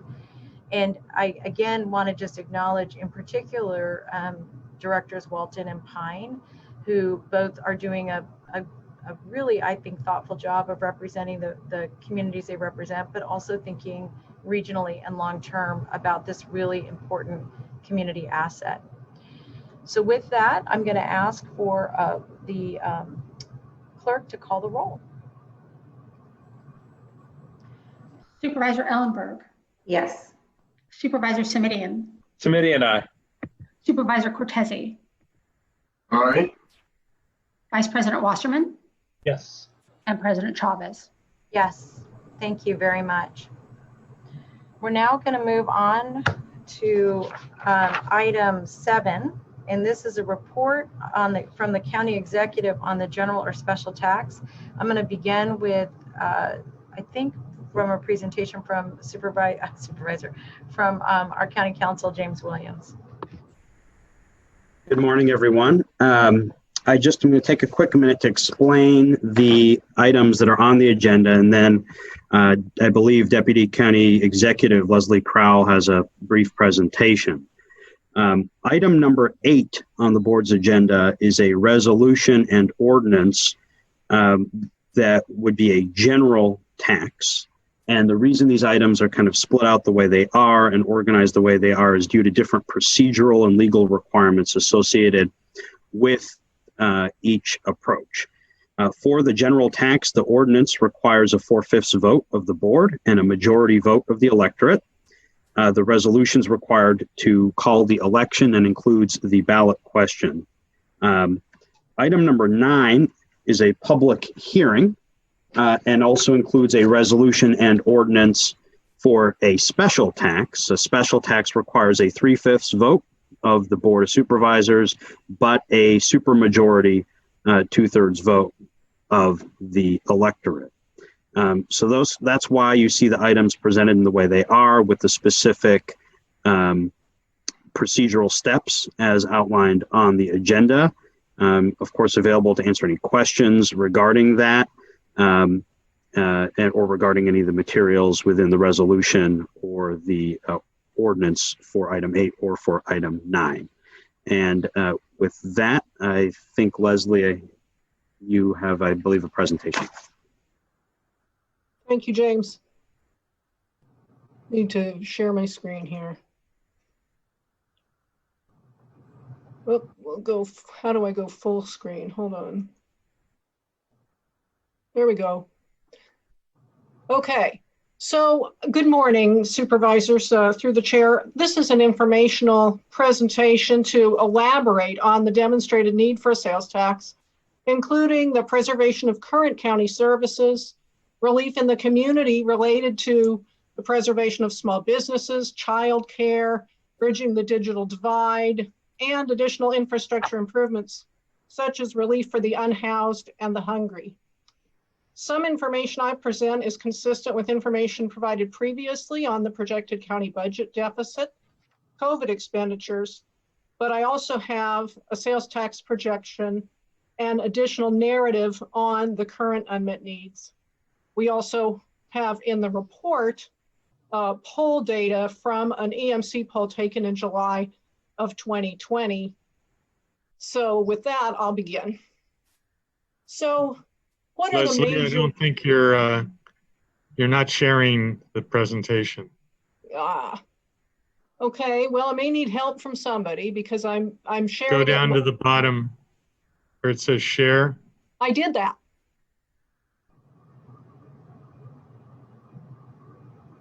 So what am I doing wrong? Rhonda, help. One moment. This is the clerk. I have the presentation teed up and can share it for her. Thank you, Peggy. Yeah, I've done it and I get a Oh, here we go. Leslie, it's right in front of us. Oh, it is. Okay, good. So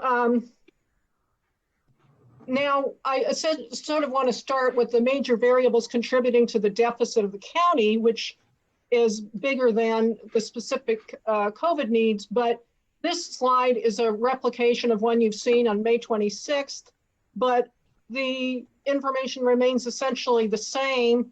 When the state balanced its budget, there's potential improvement there, but those are trigger dependent numbers. And the information, again, in the bulleted here below came in our report back to the board on July 21st. So this is really just updating and recommitting to the fact that we do still have a $300 to $600 million deficit, depending on the worst case scenario. In the FY21 budget, we projected the forecast in the front of the recommended budget document. And the gray is the fund balance we're using to balance the budget. And so we have, in theory, a balanced budget for 21, but then in 22, 23, 24, and 25, projected revenues you'll see here took COVID largely into consideration as far as we knew it. And Peggy, should I approve the request to control the screen, or are you okay? Yes, if you could, I'll push you into slideshow mode so that it doesn't show notes and extra things. Give me one moment. Okay. If you can accept, then I'll correct it and you can continue. Oh, do it again.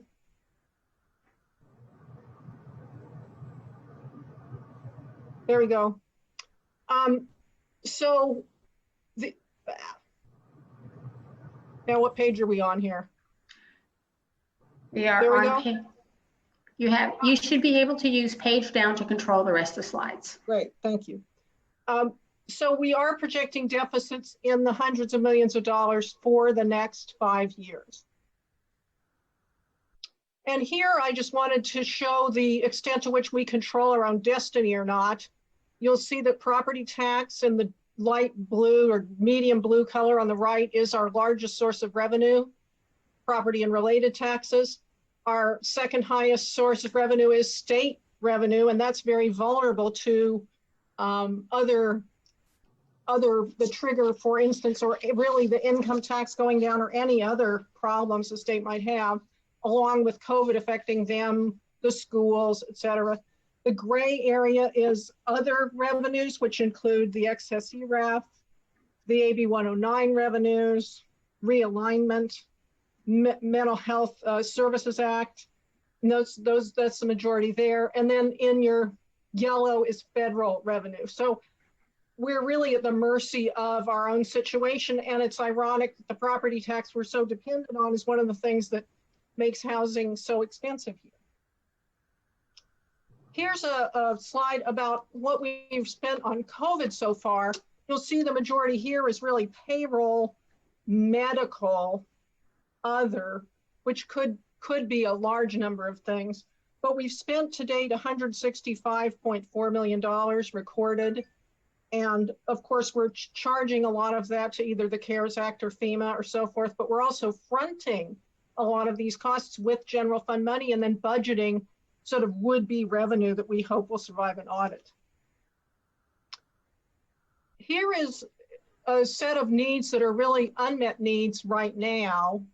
And they start with the COVID-19 testing, all of this contact tracing and special investigations that are happening with public health, various housing and shelter estimates. A lot of these are from our COVID-19 recovery and response team. Outreach and education is really communication and so forth. Child care relief is the essential employees. Child care relief only calculated here in the 2.2 million annual figure. Stabilizing family child care homes, that's a number that is exclusive of the work done by First Five to work with Quality Matters, if indeed they were able to bring the Quality Matters all the child care providers into Quality Matters. That's not what we're funding at the current time. The Head Start is what the board approved on June 23rd to move Head Start from part day to full day for 100 children. Obviously, if you had more children, the cost would be greater. The digital access improvement, as noted in the report, is an estimate based on the Eastside Union High School District figures of what it costs annually per child, extrapolated by figures for unmet needy and eligible children in the county. So that's an extrapolated figure there. Food insecurity, this is only 3 figures in this 11.2 million. One of them is second harvest labor. One of them is second harvest facilities. And one of them is the $2 million a year federal universal meals program figure. This doesn't include all the funding that's gone into feeding people since the pandemic started. So we don't really have, we have numbers on what's projected, but we've been spending CARES Act money on that as well. Mitigating, putting economically disadvantaged populations back to work. This is a large effort on the part of many organizations in the community as well as the private sector. We don't have a number on this, but it's a combination of social services potentially wrapping around with job training organizations in the private sector to get a lot more people back to work.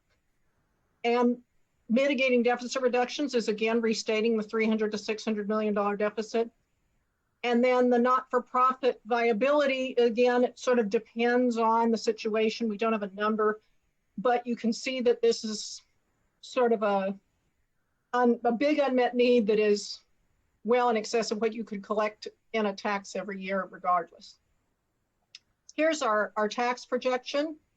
You'll see we've provided a 2-year, a 3-year, and a 5-year option. And the first year, 21, is part year starting on April 1st.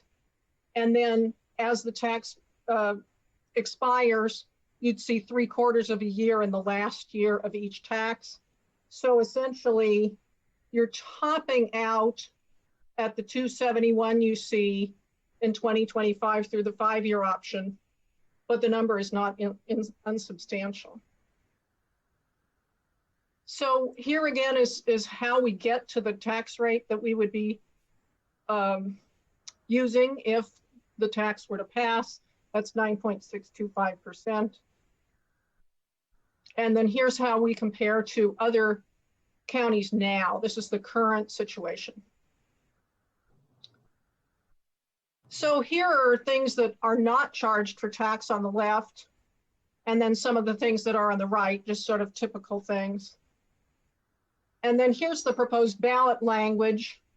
The first one on slide 11 here is the general tax, providing countywide services and funding local priorities such as, and then there's some example bullets there.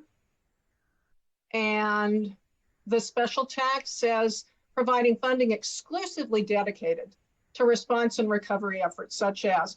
So essentially it would be more specific, obviously, but I think there's room in there to fund a lot of the things that you've just seen on several of these lists. Here we have the deadlines for the ballot timelines, as you're well aware of the current August 7th deadline, and then all the follow-up deadlines for this particular measure. And I'm happy to take any questions you might have. Thank you. Let me see if there are any questions from my colleagues about the information that was just been shared. And I'll start with, I don't see Dave. If there are no questions, I'll go to Supervisor. Dave, do you have any questions? I'll pass for now. Thank you. Thank you. I'll go to Supervisor Ellenberg. I'm also going to, right now, I want to hear more. Okay. Supervisor, I'm sorry, Supervisor Smithian, did you have any questions? Do not. Thank you, Madam Chair. Supervisor Wasserman? No, ma'am. None? Okay. I think that on this item, I only have a couple questions that I just want to make sure that I get on the record. Dr. Smith, did you want to add anything to this presentation? I apologize, I skipped you. Yes, can you hear me? Yes. I wanted to reemphasize a few points for the board and make sure that the board understands what might happen with the two options. Number one, the authority that the board has to put a sales tax on the ballot expires in 2022.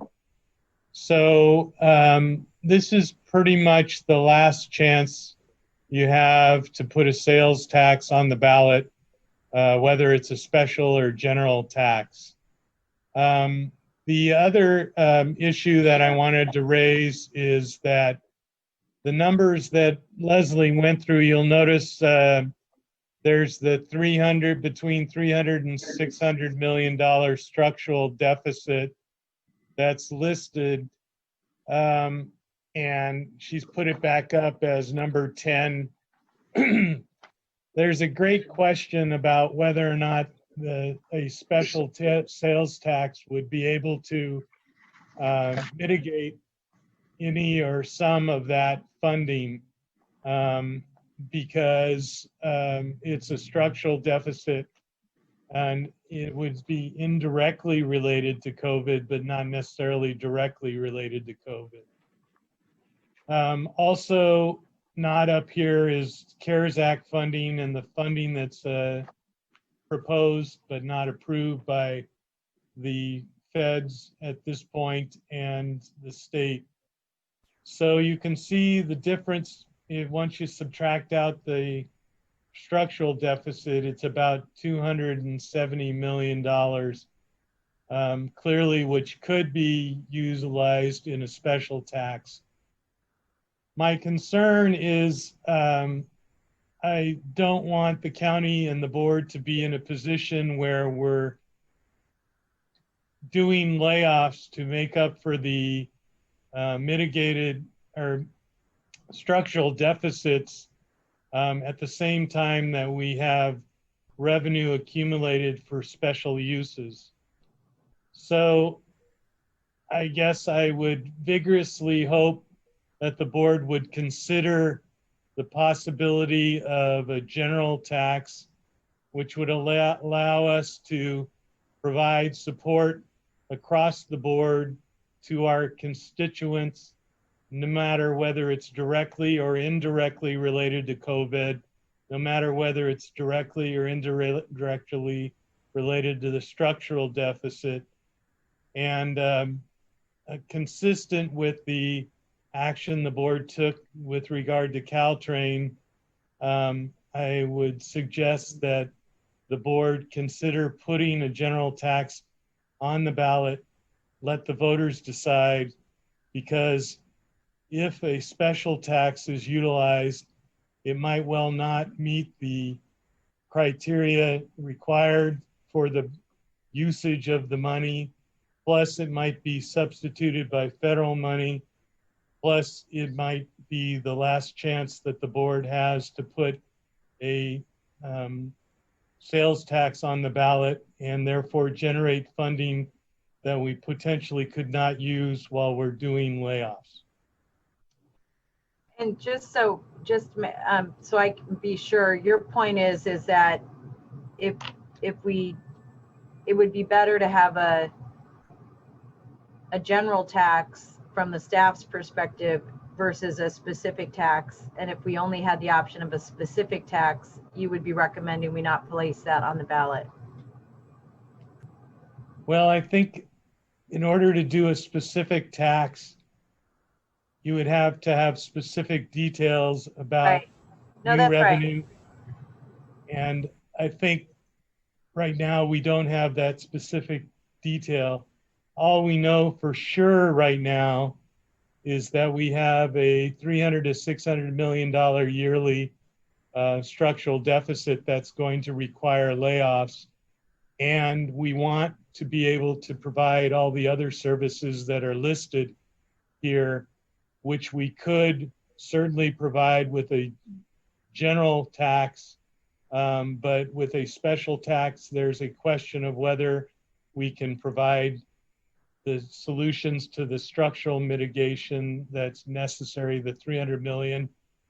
And one would reasonably expect if there were any questions about it, we would end up in litigation because special tax would be, first of all, very difficult to pass with the 2/3 majority, and secondly, difficult to administer in the sense that it's restricted in its use. So a general tax would be better for the public and for the constituents and for our response to COVID. Okay, just a couple other questions I had. Then we have some speakers on this item. Actually, let me go to the speakers and then I'll finish my questions. This item is on, just for those who are speaking, this is item 7, and this is to receive a report reflecting what the county's financial situation is. So if you want to speak on that versus item 8, which is the tax item. So with that, if I could ask the clerk to call the speakers. Thank you. First speaker is Rosalinda Nunez. I'm unmuting you. Please accept the unmute and you will have 1 minute to speak. The timer will start when you begin speaking.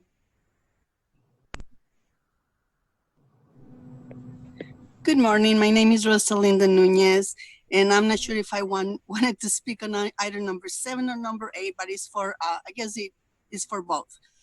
I am an intake eligibility worker for Santa Clara County.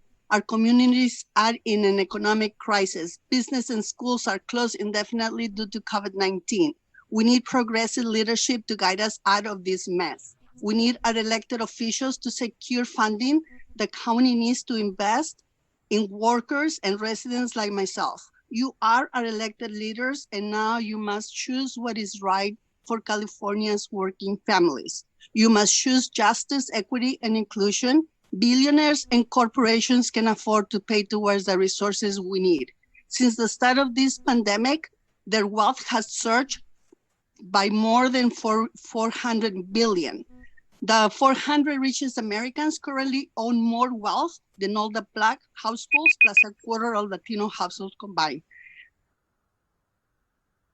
The next speaker is Socorro. I'm unmuting you. Please accept the unmute and you will have 1 minute to speak. The timer will start when you begin speaking. Thank you. My name is Socorro Montaño. I'm a community organizer in San Jose, and I am just here to speak in support of the sales tax. And I think that's item 8, but I raised my hand, so I might as well say it now.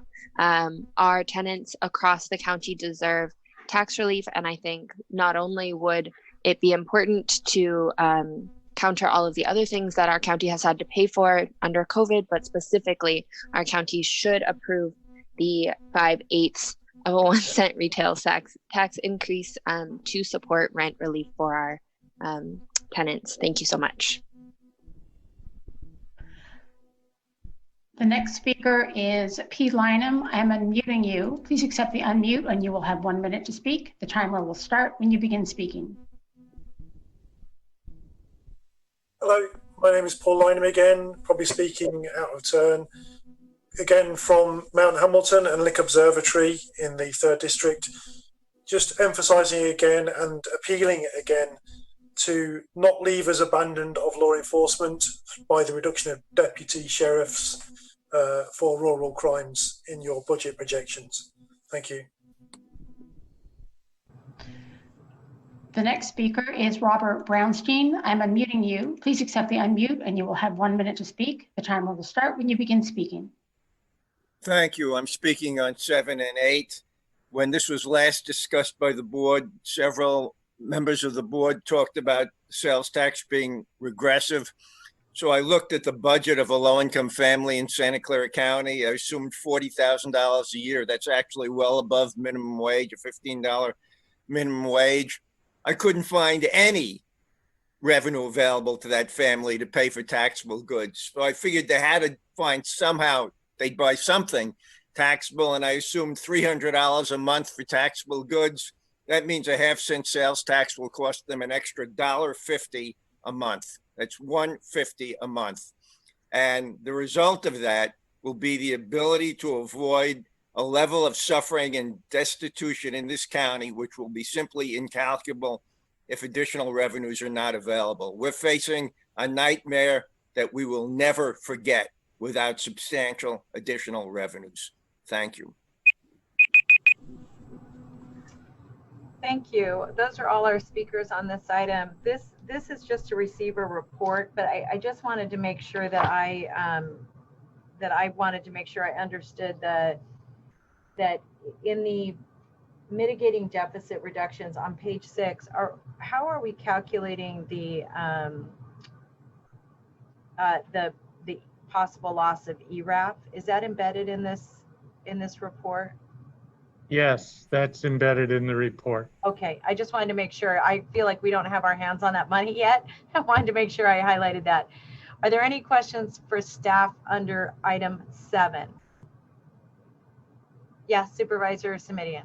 Thank you. I wanted to clarify a statement made by Dr. Smith, who said that this was our last time to put such a measure on the ballot.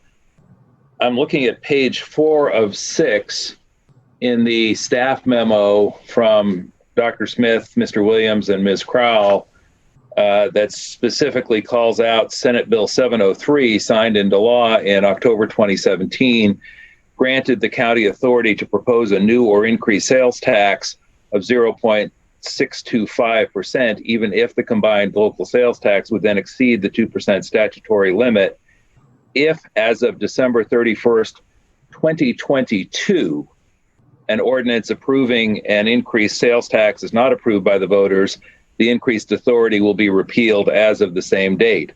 I read that as indicating, which was my understanding, that such a measure could be considered and approved by the voters anytime during the next 2 years, and we still would have that option. Could you help clarify the inconsistency between what appears to be the inconsistency between the memo and your earlier comment, Dr. Smith? I just want to make sure I have my understanding right. What I was referring to is it's your last effective chance in order to avoid major reductions and layoffs. You're right, you could put an issue on the ballot anytime before the December 22 date, but effectively that would mean you'd have to cut $300 to $600 million out of the budget and pass on all the COVID expenditures, because that money would not be available until 23. So got it. I just wanted to thank you for the clarification. I just want to be very clear, because it was not what I heard earlier, that the authority lasts through December 31st of 2022. Thank you for that clarification, Madam Chair. Thank you. Are there any other questions for staff on this item? If not, then what I'd like to do is just move approval of receiving the report from staff. May I get a motion to that effect? So moved. So moved from Supervisor Ellenberg. May I get a second? Second from Supervisor Wasserman. He waved his hand. With that, I'll do a roll call vote on receiving the report. Supervisor Ellenberg. Yes. Supervisor Simitian. Simitian, aye. Supervisor Cortese. Aye. Vice President Wasserman. Aye. And President Chavez. Yes, thank you for that. We're now going to move to item 8, and this is the consider recommendations relating to a general sales tax transaction and a use tax of 5/8 of 1 cent. This is the, I think, James, this is the one you introduced already, but do you mind just to clarify what the options are that you gave us? Then what I'm going to do is go to public comment and then come back to board discussion. Yes, members of the board, item number 8 is a general sales tax. There are 2 actions under item 8 that both need to be adopted. One is a resolution calling for the election, and possible action B is the ordinance, which is the tax measure itself. General tax requires a 4/5 vote of the board to pass. The one other thing I would note, and this applies also to item 9, if that comes up, is that in the resolution there is a blank if the board so chooses, and usually boards do, to designate individuals who are authorized by the board to file an argument in favor of the measure. That's a common practice, but it's blank for a name or names to be inserted. But other than that, happy to answer questions at the appropriate time related to the resolution or the ordinance. Well, thank you. Rhonda, you're not on mute. Thank you very much. What I would like to do then is we'll go to public comment and then to my colleagues. Is that all right with everyone? All right, we'll go to public comment and then to my colleagues for discussion. The first speaker is Marion Waddell. I'm unmuting you. Please accept the unmute and you will have 1 minute to speak. The timer will start when you begin speaking. My name is Marianne Waddell. I am a social worker at DFCS and also a San Jose resident. We are in a health and economic crisis which has magnified the deadly impacts of racism and economic inequality in our county. Many are struggling to stay in their homes, afford basic necessities, and the lives of Black and Brown people are needlessly cut short.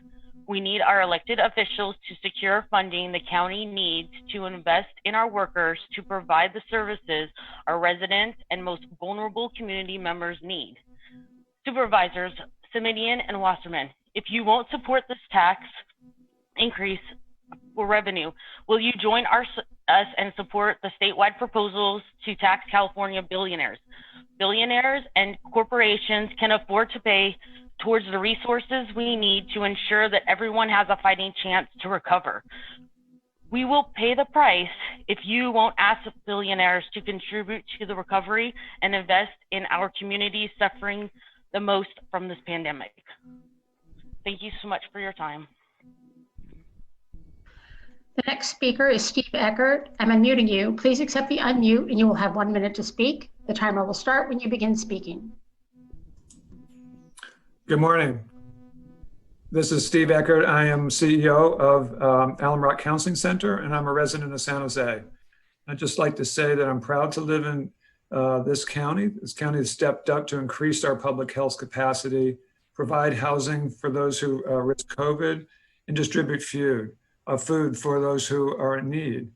I'm also asking to help ensure that these critical services continue as a result of COVID. I don't really like sales taxes, but we don't have a lot of choices. These extraordinary times cause us to consider every measure possible. So please allow the voters to decide if the sales tax measure is the right thing to do just for a couple of years. Right now, we can't afford to take any revenue options off the table. Thank you very much. The next speaker is Wendy Ho. I'm unmuting you. Please accept the unmute and you will have 1 minute to speak. The timer will start when you begin speaking. Good morning, Supervisors. Wendy Ho with the Silicon Valley Council of Nonprofits. SVCN urges the board to vote in favor of placing the proposed sales tax measure on the ballot. As we know, the pandemic has been devastating for our Santa Clara County community, and communities of color and other vulnerable groups have been particularly affected. As the staff report notes, demands for services are increasing, but the county's flexibility to respond is reduced as the economic engine is able to resume during COVID-19. As we know, the county's options for generating additional revenue are extremely limited. And given the severity of the situation we find ourselves in, the county must act swiftly to minimize the harm. That is why SVCN supports putting the sales tax measure on the ballot, as it will infuse much needed funding into the county's coffers. Please give the voters the option to decide for themselves if they want to be taxed to support the county's local safety net. Thank you for all that you do. The next speaker is Don Taylor. I'm unmuting you. Please accept the unmute and you will have 1 minute to speak. The timer will start when you begin speaking. Hello, I'm Don Taylor, the Executive Director at Uplift Family Services. Supervisors, I appreciate your steadfast leadership during these turbulent times. While I was originally not in favor of this tax, things have changed. COVID-19 continues to change our lives and economy. It has exposed racial inequities and disparities, particularly in our healthcare system. And with the county facing the unprecedented deficit that it has, I, along with many leaders in the nonprofit sector, changed our view on the tax measure. The benefit of these tax dollars could be provided toward a tsunami of increased needs and services, coupled with less revenue to provide the services, this measure becomes particularly important. Please consider the revenue source for the next 3 to 5 years to stabilize the funding, and this can make all the difference. I ask you to let the majority of voters decide. Thank you. The next speaker is Pancho Guevara. I'm unmuting you. Please accept the unmute and you will have 1 minute to speak. The timer will start when you begin speaking. Good morning, Supervisors. This is Pancho Guevara. I'm the Executive Director of Sacred Heart Community Service based in San Jose, but we work countywide. I wanted to thank you for the consideration of this particular proposal because we're facing an extraordinarily difficult circumstance, and the opportunity that we've been given by the state to give us a chance to provide additional resources, especially to families that have been devastated by the COVID-19 pandemic and the shelter-in-place orders that are keeping us all safe, have rendered many of these families in a very precarious situation, particularly around rent and rental assistance. We've been partnering with you. You've played a tremendous amount of faith in so many different community partners in responding to this crisis, but your ability to be able to make a temporary sales tax amelioration that can preserve services and expand our capacity to make sure that people are not further devastated by this pandemic would be a wise investment and a risk worth taking. So thank you for your consideration. The next speaker is Ray Bramson. I'm unmuting you. Please accept the unmute and you will have 1 minute to speak. The timer will start when you begin speaking. Good morning, Madam Chair and members of the board. Ray Bramson, Chief Operating Officer with Destination Home. On behalf of our organization, I'm here to provide our strong support for the measure that's before you today. We're clearly facing a unique moment in time in our county and our country. In Santa Clara County, with 10,000 COVID cases and over 184 deaths, the health crisis is right before us. But with an unemployment rate hovering at nearly 11% and over 40,000 extremely low-income and vulnerable households at the highest risk for eviction, we know it's only going to get worse. We implore you to take the opportunity to support this time-limited funding measure to preserve key services for our most vulnerable residents and also meet the emergency and unprecedented demand that is coming. We thank you for your consideration and we hope you'll let the voters decide. Thank you. The next speaker is Jeffrey Buchanan. I'm unmuting you. Please accept the unmute and you will have 1 minute to speak. The timer will start when you begin speaking. On behalf of Working Partnerships USA, we strongly support placing the sales tax measure on the November ballot. We live in a compassionate community. EMC's poll shows that voters across the county are willing to support a general sales tax to support our community's recovery. They've heard the impacts on communities of color, renters, essential workers, and they're willing to act. Unfortunately, we're not seeing that same level of compassion from Washington, and we can't rely on Mitch McConnell to save us. That's why we need your support to allow voters to have the choice in November to invest in our community's recovery. While some may say a sales tax is regressive, it's important to remember the biggest cost to our working families, housing, food, healthcare, childcare, the very programs that this tax would allow us to support, those are play a much larger part in a family's budget than anything that would be taxable with a sales tax. This measure has the opportunity to be incredibly progressive. When you think about the 40,000 families who are at risk of eviction with nearly $300 million in unpaid rent debt, we could take a huge stab at helping these families not get stuck down by homelessness, debt, and The next speaker is Monica Mallon. I'm unmuting you. Please accept the unmute and you will have 1 minute to speak. The timer will start when you begin speaking. Hi, my name is Monica Mallon, and I really want to say that I agree with a lot of the comments that people have already made in support of this. I think that it's really important to let the voters decide what to do in this situation, and I also agree with the previous comment about how this is actually something that's progressive. You know, I'm low income, definitely by Santa Clara County standards, and I actually pay very little in sales tax. When I went to the grocery store a few days ago, bought all of my essential things for the entire week, I only paid about 30 cents in sales tax, and I'm more than willing to pay a few extra cents every week so that we can continue to have access to essential services and things that we're going to need to combat the COVID-19 pandemic. So please support this. Thank you. The next speaker is Aaron O'Brien. I'm unmuting you. Please accept the unmute and you will have 1 minute to speak. The timer will start when you begin speaking. Good morning, Aaron O'Brien, CEO of Community Solutions. I'd like to start by thanking you for your leadership in these unprecedented times. It is greatly appreciated. And now is another opportunity for you to show your leadership. I'm speaking today in support of the sales tax measure.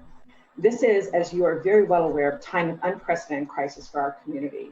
And the safety net, which I now include COVID response within, is at risk as never before, both because of the situation that we're all living in and because of the budget crisis that we are all facing. So I think that at this time, the safety net needs to be preserved and action needs to be taken like never before. Supervisor Wasserman said a while ago related to the Caltrain tax that he can't imagine not having it and to let the voters decide. I cannot imagine our not having an effective COVID response and an essential safety net service for our clients, our community who is so in need. So I would echoing him say we can't imagine living without it. We need to put the ballot on the measure on the ballot and let the voters decide. Next speaker is Karina. I'm unmuting you. Please accept the unmute and you will have 1 minute to speak. The timer will start when you begin speaking. Hello, thank you, supervisors. My name is Karina Vasquez. I am from Sacred Heart Community Service. And like all the previous callers, I too urge you to put this on the ballot measure and allow us voters to decide. I am ready to step up and pay a little bit more in sales tax to help people in our community. We are going through some very unprecedented times, and I think the solutions that we have to come up with have to be very creative. Might not be the most popular, but I want the opportunity to be able to vote for this and be able to pay a little extra to help out my community members. So thank you so much. The next speaker is Scott Largent. I'm unmuting you. Please accept the unmute and you will have 1 minute to speak. The timer will start when you begin speaking. Thank you, everyone. Scott Largent. A lot of the callers, the public commenters, have been talking about a safety blanket. We had a crap system in place prior to the COVID, prior to any of these pandemics that hit. You know, we're going to tax Santa Clara County more, and we know how the hustle works. I know what goes on with this stuff. I know the administrators from all these nonprofits that are lining up to the trough right now. I know they need more money. I know they need that latest and greatest Louis Vuitton bag, or they need to upgrade those rims on their Mercedes Benz. I know where the money goes. You look at these people when they come in and out of there. You know, come on. I don't think we need to hit the public with any more taxes. We need to fix our existing system because there is no safety blanket. There is no safety net. Look out your door. You're going to be the next one that's going to be living in that creek out there because there is nothing in Santa Clara County. The next speaker is Elisa Koff-Ginsburg. I'm unmuting you. Please accept the unmute and you will have 1 minute to speak. The timer will start when you begin speaking. Good morning. I'm Elisa Koff-Ginsburg speaking on behalf of the Behavioral Health Contractors Association. BHCA members see directly the suffering in our community and the life-saving impact the county has made with a commitment to addressing medical, public health, housing, hunger, and other needs. The chart in the presentation showing COVID spending had functional categories like personnel, PPE, other. But what we're talking about is these life-saving services that make a difference, especially to those hardest hit by the pandemic, our communities of color and other vulnerable populations. BHCA members do not support a sales tax in perpetuity, but extraordinary times force us to consider every measure we have available. Please allow the voters to decide if a sales tax measure is the right thing to do at this time. Thank you. The next speaker is Kathleen King. I'm unmuting you. Please accept the unmute and you will have 1 minute to speak. The timer will start when you begin speaking. Thank you. My name is Kathleen King and I'm with Healthier Kids Foundation. And I want to also appeal to you. This is about the greatest county we could ever live in. And I have staff now having a very tough time with the families coming to them that have never come before. They're such proud people and they're coming because they need so much help. And it's heartbreaking. I think I'm asking that you allow us all to vote on this measure and to think about the children, the 24% of the population that cannot vote, that we are voting for them. So I really appeal to you to accept putting this on the ballot. Thank you. The next speaker is Derek. I'm unmuting you. Please accept the unmute and you will have 1 minute to speak. The timer will start when you begin speaking. Hello, my name is Derek Sanderlin. I'm with Sacred Heart Community Services Agency, and I'm calling to support the Board of Supervisors placing this measure on the ballot this year. We are in unprecedented times, and we need to ensure that the voters have every chance they can to put in, a safety net for this county. Especially considering the 40,000 tenants who may possibly be facing eviction at the end of the year. So please, those of you who are on the fence, reconsider so we can move forward with some sense of security. Thank you. The next speaker is Reginald Swilley. I'm unmuting you. Please accept the unmute and you will have 1 minute to speak. The timer will start when you begin speaking.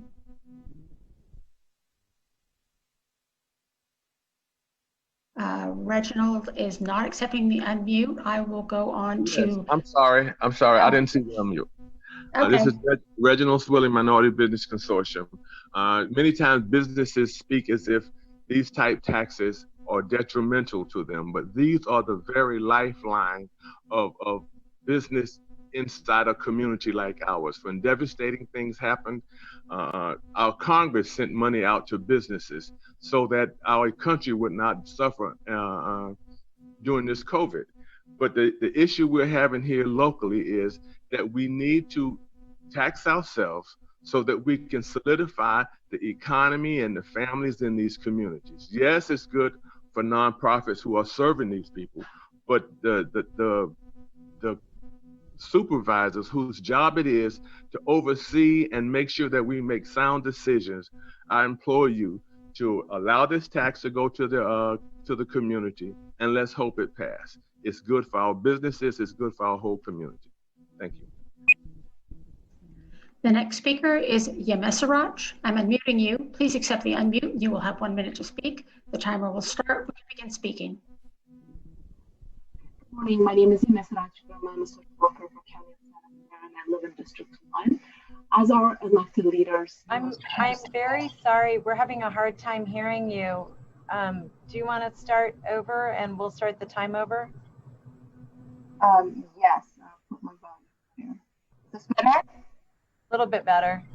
Okay. My name is Yemesarach Grandma. I live in District 1. I'm a social worker for County of Santa Clara. As our elected leaders, you must choose what's right for California working families. You must choose justice, equity, and inclusion, and then lead us toward a better future that welcomes all of us through reliable revenues like no taxes. Billionaires in California and corporations can afford to pay towards the resources we need to ensure that everyone has a fighting chance to recover from this pandemic. Since the start of this pandemic, their wealth has surged by more than $400 billion. The 400 richest Americans currently own more wealth than all Black households, plus a quarter of a Latino households combined. California needs a budget that allows us to weather COVID-19. So Supervisor Smithian and Wasserman, if you won't support the tax increase revenues, will you join us in supporting our statewide proposals to tax California billionaires? Thank you. The next speaker is Sarita Kohli. I'm unmuting you. Please accept the unmute and you will have 1 minute to speak. The timer will start when you begin speaking. Good afternoon. This is Sarita Kohli, CEO of AKI.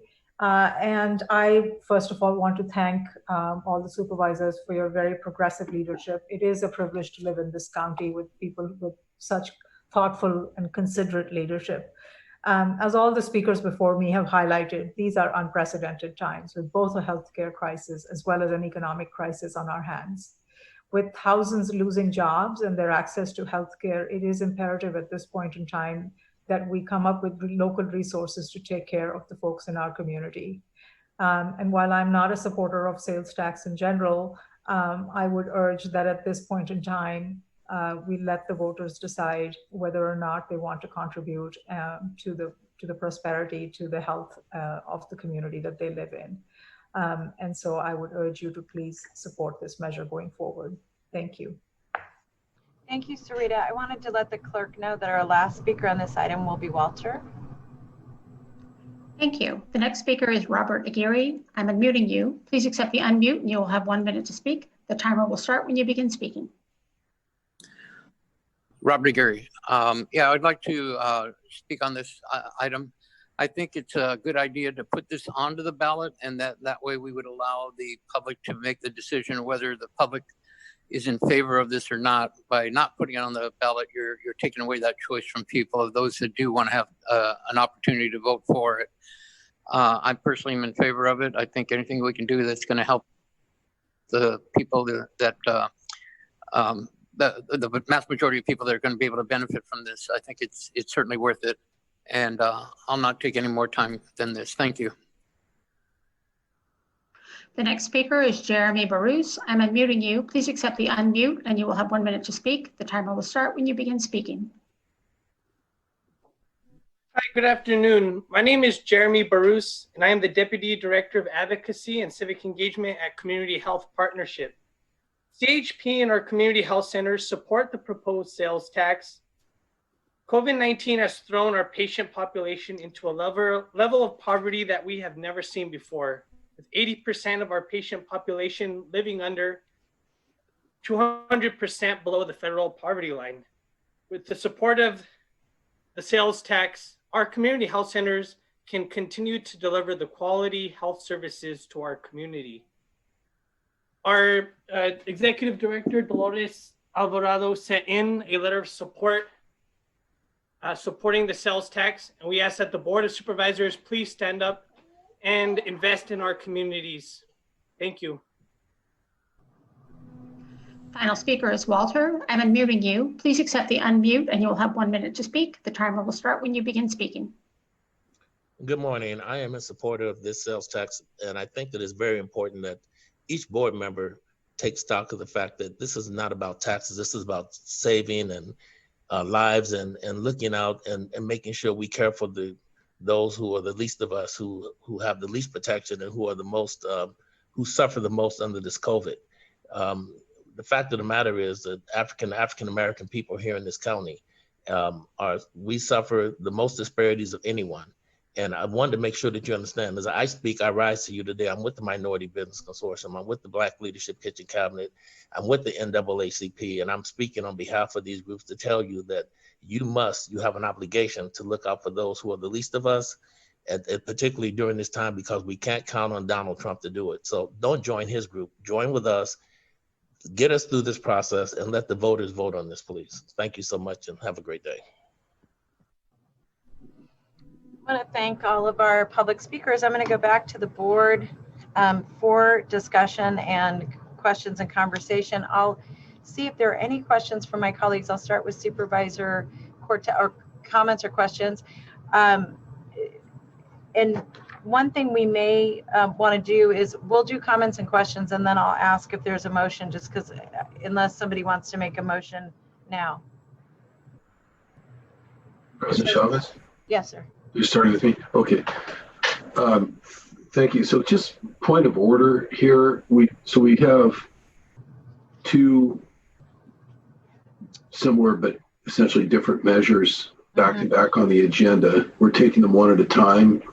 Is that what we're doing here? I'm just looking for how we're going to proceed here. Here are the options. The options are that we could discuss both, or we could get a motion for one or the other. The first resolution is the resolution, and they're not numbered. So I'll say what it is.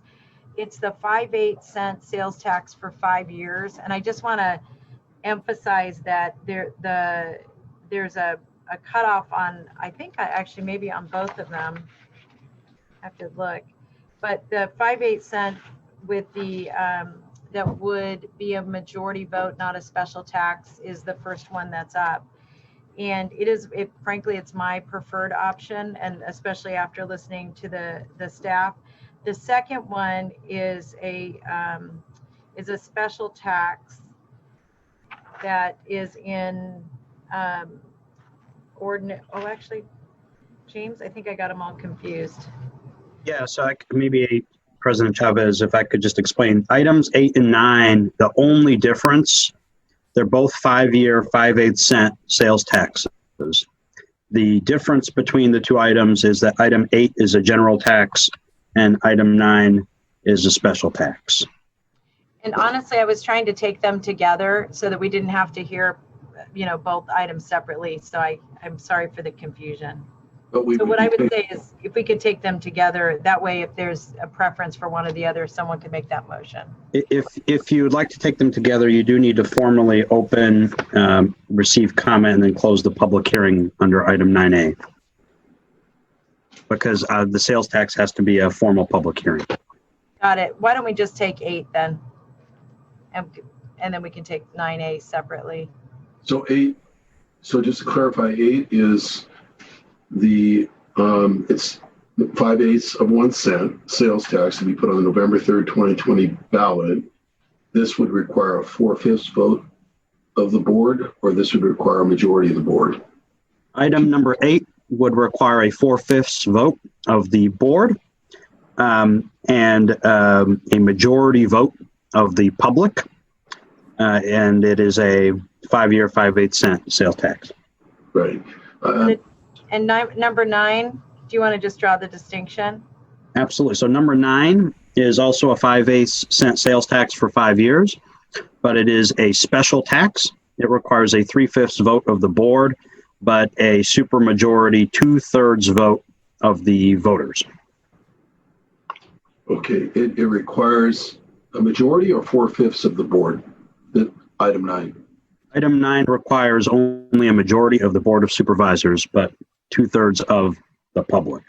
Understood. So in some sense, for our board voting purposes, I suppose it does make sense to take these in sequence from my perspective. I appreciated Dr. Smith's comments about the prospective, necessary flexibility in 8 relative to 9 not being structured that way now. Can I just ask Mr. Williams another question that perhaps is a little bit of a deeper dive, but could 9 be less specific than strictly COVID related and still be construed a specific tax for purposes of the 2/3? In other words, I'm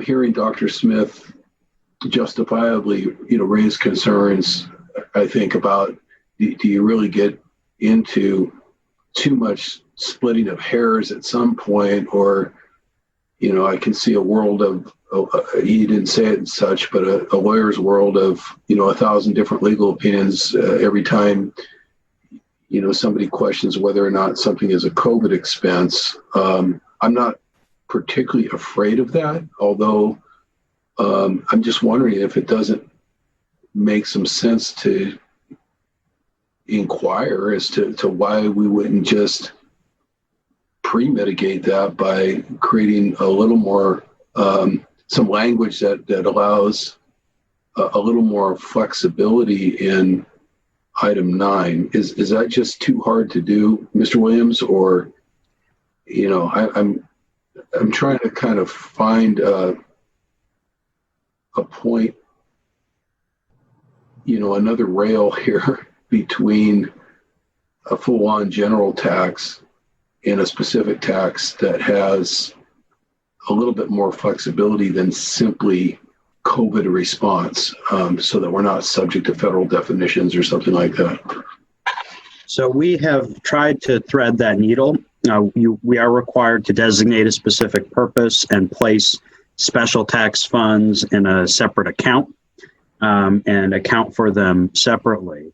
The way we've tried to thread that needle is through the ballot question, give an exemplary list of the kinds of things that would be encompassed within COVID response and recovery, to include maybe more classic things like testing and contract tracing and healthcare and emergency services, but to also include in that illustrative list that would be beyond the actual ballot question, childcare, preschool, support for isolation, quarantine, homelessness, employment training, investment in small businesses. And so that's an illustrative list, and I think it does give us some flexibility. There's no question it's not the same as a general tax, but we did put some specific thought into defining a special tax in a way that would allow the funding to be utilized in a reasonable manner.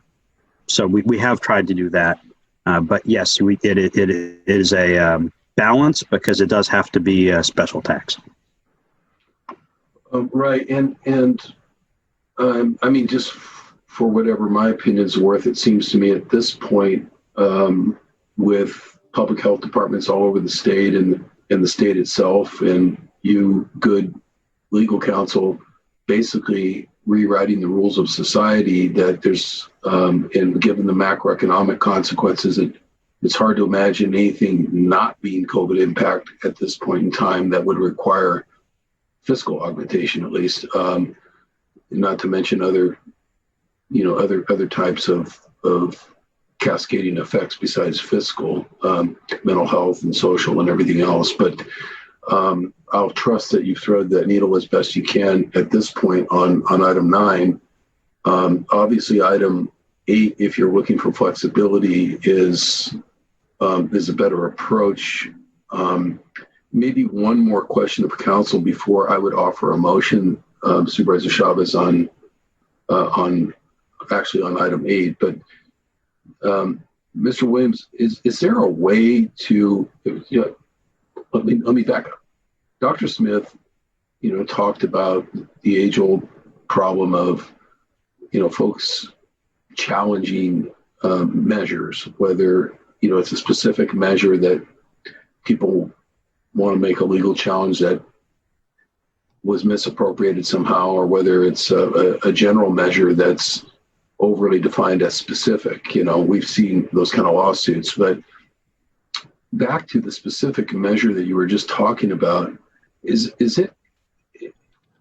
there any precedent for putting language in the measure that requires some form of expedient arbitration for any claims that are made, or is that just not legally allowed, sort of to preempt the legal rights of plaintiffs that might come forward later to challenge appropriations?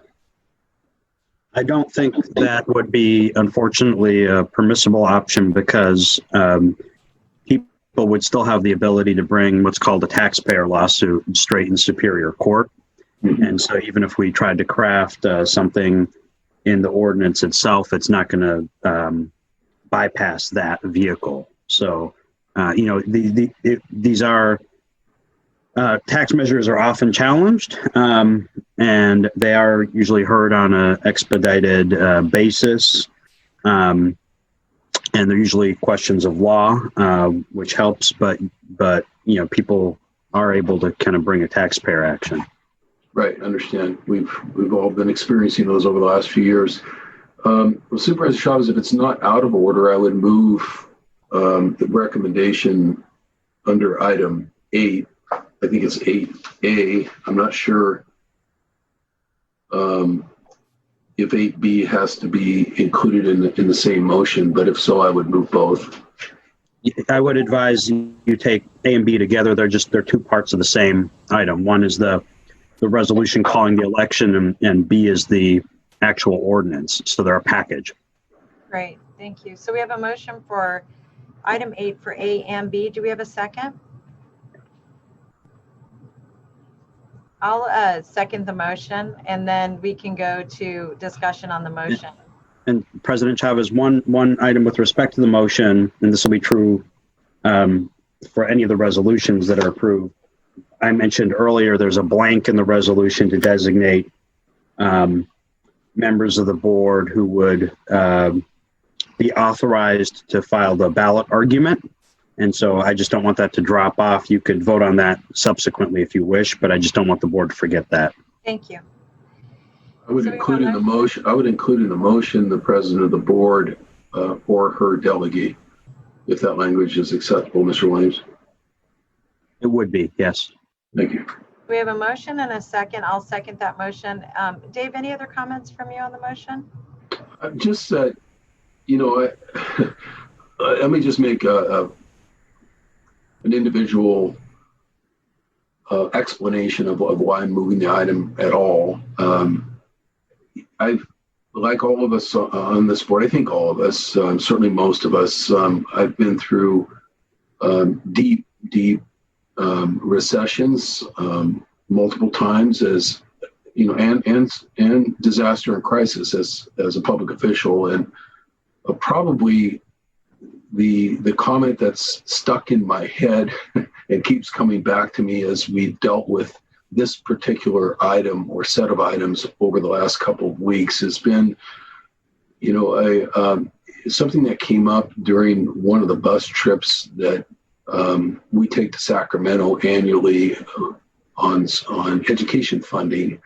And I've been doing that all the way back to the days when I was on the city council, and, you know, up to 300 people have actually attended to those events, just to give you a perspective. But it's basically it was, just to give you context, a town hall meeting on wheels where we would speak to legislators. And oh, by the way, Mr. Supervisor Simidian is always a wonderful attendee when he was in Sacramento. And this comment I'm going to make is absolutely not directed at him, because he, to my knowledge, would never say such a thing or never did say such a thing. But we had an experience during, you know, the deep recession that one of the legislators responded to a student who was on the trip and said, I'm sorry, I know you came all the way up here, you know, to push for education funding, you know, but there's just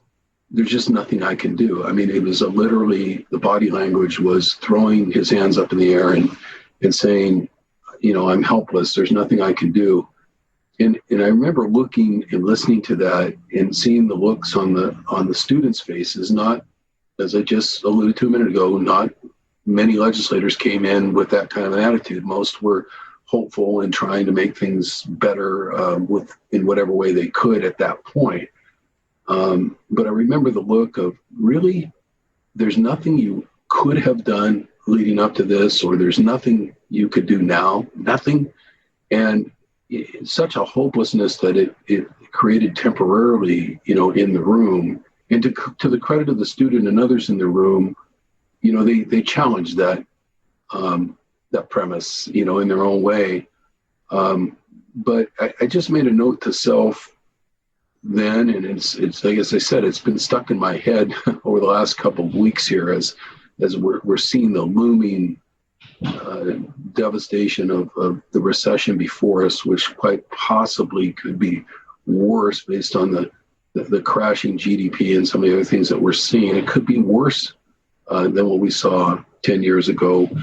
I just don't want to be in a position as a county supervisor or a private citizen or an elected official in any capacity to have to look at you know, youngsters or anyone else in the community, the elderly, what we consider our safety net population particularly, and you know, and think I could have done something and I didn't. And that's just my perspective. There's probably 50 to 100 arguments for casting a no vote today. But that's the one argument for me, and it's a little esoteric perhaps, or maybe it's just a little simple. But I feel like we need to do something because we know what's coming. It'll be very difficult, as Dr. Smith was saying, to effectively do it later. And I think what's being put out here, frankly, in either measure in terms of the time limitation is very reasonable. I think the public would want the opportunity based on the thousands of constituent contacts, communications, emails that all of us are getting now. My sense is that there, aside from the polling, is that people are going to want to have the opportunity as the economy continues to crash toward November, to do something about it themselves, to cast a vote and say, for the next 5 years, we could prop this thing up by casting an aye vote. And I trust this Board of Supervisors as I leave it. I won't be here, to manage those funds or to appropriate those funds. I'll be a taxpayer in this community, sending what I think are pretty significant property taxes your way, and my own sales taxes. And I trust this board to make good investments that would properly alleviate the impact of COVID on this community at a time when it's going to be extraordinarily needed, I think, over the next 4 to 5 years. So that's my justification for moving this item or supporting any kind of an item along these lines that's presented reasonably to the public. And with that, I'll just move the item as it's submitted in our packet. As I did, I know I moved it, Supervisor Chavez, and I know you seconded it, but I reiterate my motion. Thank you. Thank you. Supervisor Ellenberg? Thank you so much. When this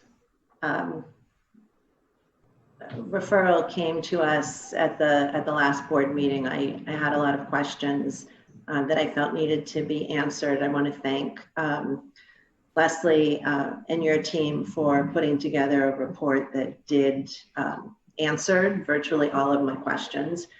And I think that this is such a critical need right now. I am very aware of how many people are struggling in our community, and I believe that we are obligated to step in and provide whatever additional support that we can. Perhaps ironically, or unexpectedly at least, at the previous meeting, I was concerned about 5 years and thought maybe we should do this just for 2 or 3 years to make it clear that it's specific to the COVID recovery. I'm now worried that after 5 years, when all of you are gone and I'm the only one left on this board, it actually could be very challenging at that time to face a significant reduction in revenues that that we'll have become accustomed to in 5 years. But that perhaps is an aside. I think that it's important to support this today. I hope that we will have 4 votes for this measure. And as much as in normal circumstances, I would strongly prefer a special tax to a general tax. I think that the fact that we already have polling, that we have some indication that this is likely to pass, that it is something that has got not only community support, but just a real darn good argument in favor of really needing these funds, I'm going to be a yes vote today. Thank you very much, Susan. Supervisor Smidian? Sorry, I'm trying to go down. I'm going down the row in the right way. Okay, thank you. You popped up and surprised me there. Thank you. I'll withhold comment until we get to item number 9 so that folks only have to listen to me once on this, Supervisor Chavez. I'll fold my comments on both 8 and 9 into a single set of remarks. Thank you. Thank you. I just should say, Supervisor Smidian, if we don't get 4 votes, I'm gonna request that we delete 9. And the reason is that as much as I believe that we need to move forward, I also recognize that the 2/3 hitting 2/3 will be very difficult to do. So you might want to chime in now. Well, thank you for that courtesy. And most of my comments are comments that I have shared previously, because we talked about this at length at our prior meeting. And, I also have to say that while the conversation has focused on the exigencies of the moment, I think it's worth noting this is a measure that has now been before us 3 times in the last 2.5 years. Long before COVID had arrived on the scene, there was an effort to pass the 5/8 cent sales tax. We had the conversations, and the votes weren't there. There is some irony, which is had the measure passed at one of those prior occasions, those funds would have been committed and not available for any of the things that people now are hoping the funds might be available to address. Having said all that, with respect to the general tax and the many good folks who spoke in support this morning, forgive me now this afternoon, I do think it's important that folks understand there is no guarantee that any of those funds in a general tax would ever be used to benefit the purposes that people spoke to. That's the nature of a general tax, for better or for worse. I don't for a minute want to argue that argue against the notion that more is more and less is less. So I understand why people thinking more money in the budget is advantageous.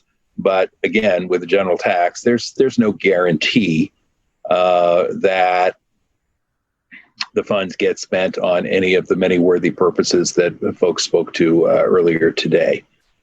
I also think that it's certainly a fair debate that people of goodwill can have about to what extent we should spend more and to what extent we have to be mindful of the tax burden on the people we represent. I'm not adverse to voting for taxes, as I think my colleagues know. And in fact, I had to smile when Supervisor Cortese was recalling the bus trips. Yes, I did have the pleasure of speaking to those groups of Santa Clara County residents that he brought up. And I used to say, in the depths of the recession, when we had literally tens of billions of dollars worth of cuts, that solving the budget crisis at the state level was not easy, but pretty straightforward, that you could do it in 7 words. Spend less, collect more, do it now. If you did those 3 things, you'd address the budget deficit. If you didn't, you wouldn't. And to Supervisor Cortese's well-made point, during those times, we had folks who simply refused to acknowledge the need for any additional revenue. And fortunately, Governor Brown arrived on the scene and was able to make the case that as we were making dramatic decreases, that we needed that additional increment of funding. And always in these difficult budget times, as hard as it is to muster the energy to tackle the problem, the longer the problem is unaddressed, the worse it gets. It compounds on itself, as we've seen with other matters. That's why I was prepared to support the split roll measure that was on our agenda the last time we met. That's why I was prepared to support the 1/8 cent sales tax that was on our agenda earlier today. It's why I was prepared to support the 1/8 cent extension of the Measure A funds, even though it was initially a limited tax and then turned into a tax in perpetuity when we addressed it a couple of years back. So the question is, in this case, can I support the 5/8 cent sales tax? And as I've said previously, I simply cannot. I cannot, because it is a regressive tax. And while I appreciate some of the creative economics that people described, the regressivity of a sales tax is well established in economic theory. But even if you want to make the argument that there are certain things that people spend their money on that are not taxed, like your rent, for example, well, I'm looking at Mr. Wasserman and I can see him nodding his head because he knows that when somebody put the carpet down, they paid sales tax on the carpet. When somebody bought the paint to put on the walls, they paid sales tax on the paint. When somebody put a roof on the building, they paid sales tax on the shingles. And guess what? All of that gets passed through to the tenants. So even on items where there is, quote, not a sales tax like rent, ultimately there is an additional cost borne by people who are swallowing that sales tax impact through their dollars at the grocery store and their rent dollars. I start with the regressivity for working people, people who are lower middle class, people who are struggling, as we've heard today, who are out of work or who have reduced hours. There is just a limit to how much I think we can appropriately pile up on them, particularly for general tax, whose purposes are by law undefined and not specific. I think, as I've said previously, that would be the case under almost any circumstances. But, I look back at the growth in our budget, as I referenced at the last meeting, over the 7 years that I've been back on the board, and there's no magic to it. I mean, it's not that, except that I came back after the county had recovered from the recession. So there were cuts during the recessionary years. By 2012, we were out of the recession. And as I said, over the course of 7 years, we've had an 84% increase in our budget. Now, I think it's going to be a hard case to make if there is a campaign that we can't accommodate a 3, 4, 5% cut in our budget at that point after an 84% increase over a period of 7 years. And, during that same period of time when population growth was just 6%, we grew our budgeted positions by almost 40%. Now, I don't doubt for a minute that, virtually all those people are doing good work that's valued in the community. But I think it's awfully tough to go out to the community and say, well, we grew by 84% over a course of 7 years, even though inflation was only 20% plus, and even though we only had 6% population growth, but now we can't pare it back. So I think that's a tough one to make. The reason I am concerned about the tax burden is because we're already at the top of the chart in terms of tax burden with sales tax. The whole reason there was special legislation in 2017 that gave our county and another the ability to go over and above was because we were maxed out. So, if we were down at 7%, different story perhaps. But when we're at 9% and we're at the top of the charts, and the reason that this conversation is taking place is because special legislation, in effect, was necessary in order to let us do more than what otherwise would be considered the max, I think is an important consideration as well. I heard from folks who said, let us vote. Let me just say, I understand the appeal of that very simple and basic argument, but we have a system in place, and the system in place does not say, go ahead and vote to put things on the ballot that are bad ideas if you think they're bad ideas. If somebody came to us with a proposal to limit the civil rights of our community, or that was anti-choice in its implications, no one would be saying, well, let us vote. We'd all be saying, hell no, that's a bad idea, and I'm not going to put it on the ballot. So in this case, where 4/5 is required, if we don't think it is fundamentally in the public interest, that argument is not one that is going to move me, I'm afraid. If folks want to go out and gather the signatures, as I discussed with Dr. Smith a few minutes ago, there is, in fact, another couple of years if they want to put it on the ballot. But under the circumstances, the combination of the regressivity, the growth in our budget over the last several years, the tax burden people are already bearing, and the uncertainty of a general tax actual use and purposes, I will continue to be a no vote today. And thank you for the opportunity to share my point of view. Thank you, Supervisor. And Supervisor Wasserman. Thank you, Madam President. I share many, if not all, of what Supervisor Simitian just said. And what many of the speakers said about these being such unprecedented times. We don't know how long this thing will last. I'm extremely hopeful that things will look a whole lot better in 6 months than they look now as far as our economy and recovery, that a vaccine will come along, but I don't know. You don't know what's going to happen. I agree with the point about general versus specific. This tax being a sales tax, regardless of what level each person would be affected, this would add an additional burden to all residents, business owners, employees in Santa Clara County. Right now, businesses and families and employees are having to make very tough choices with the dollars they have. The county is now going to have to make very tough choices with the dollars we have. It's only fair. When I got here 10 years ago, the Great Recession was on. We were about in the middle of it. We had to deal with it as needed to have a balanced budget at the county. It was painful. We got through it. We did what the county was expected to do, the best that we could with the resources we had. That's just like the families in Santa Clara County, having to make tough choices on where to spend their dollars.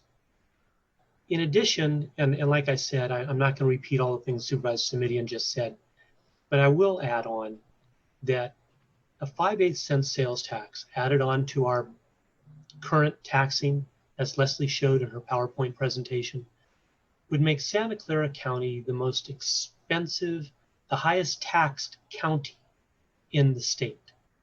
We are already extremely high cost of living here.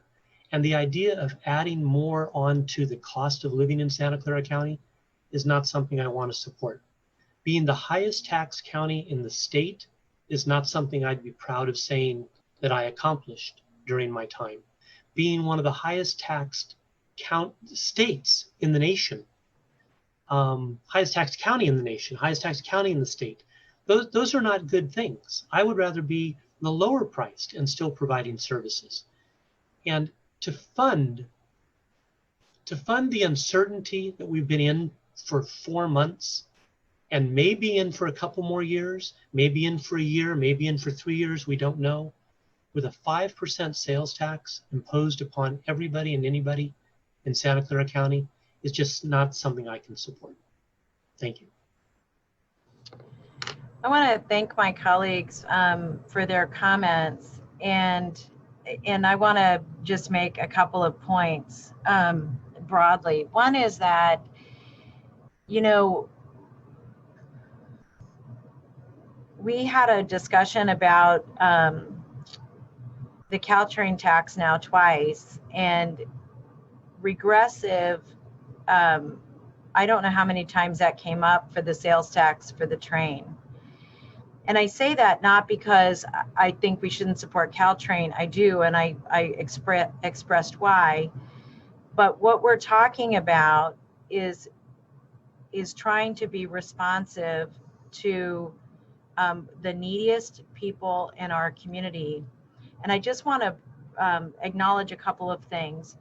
We just supported an 8-cent sales tax where 74% of the riders of Caltrain make over $100,000.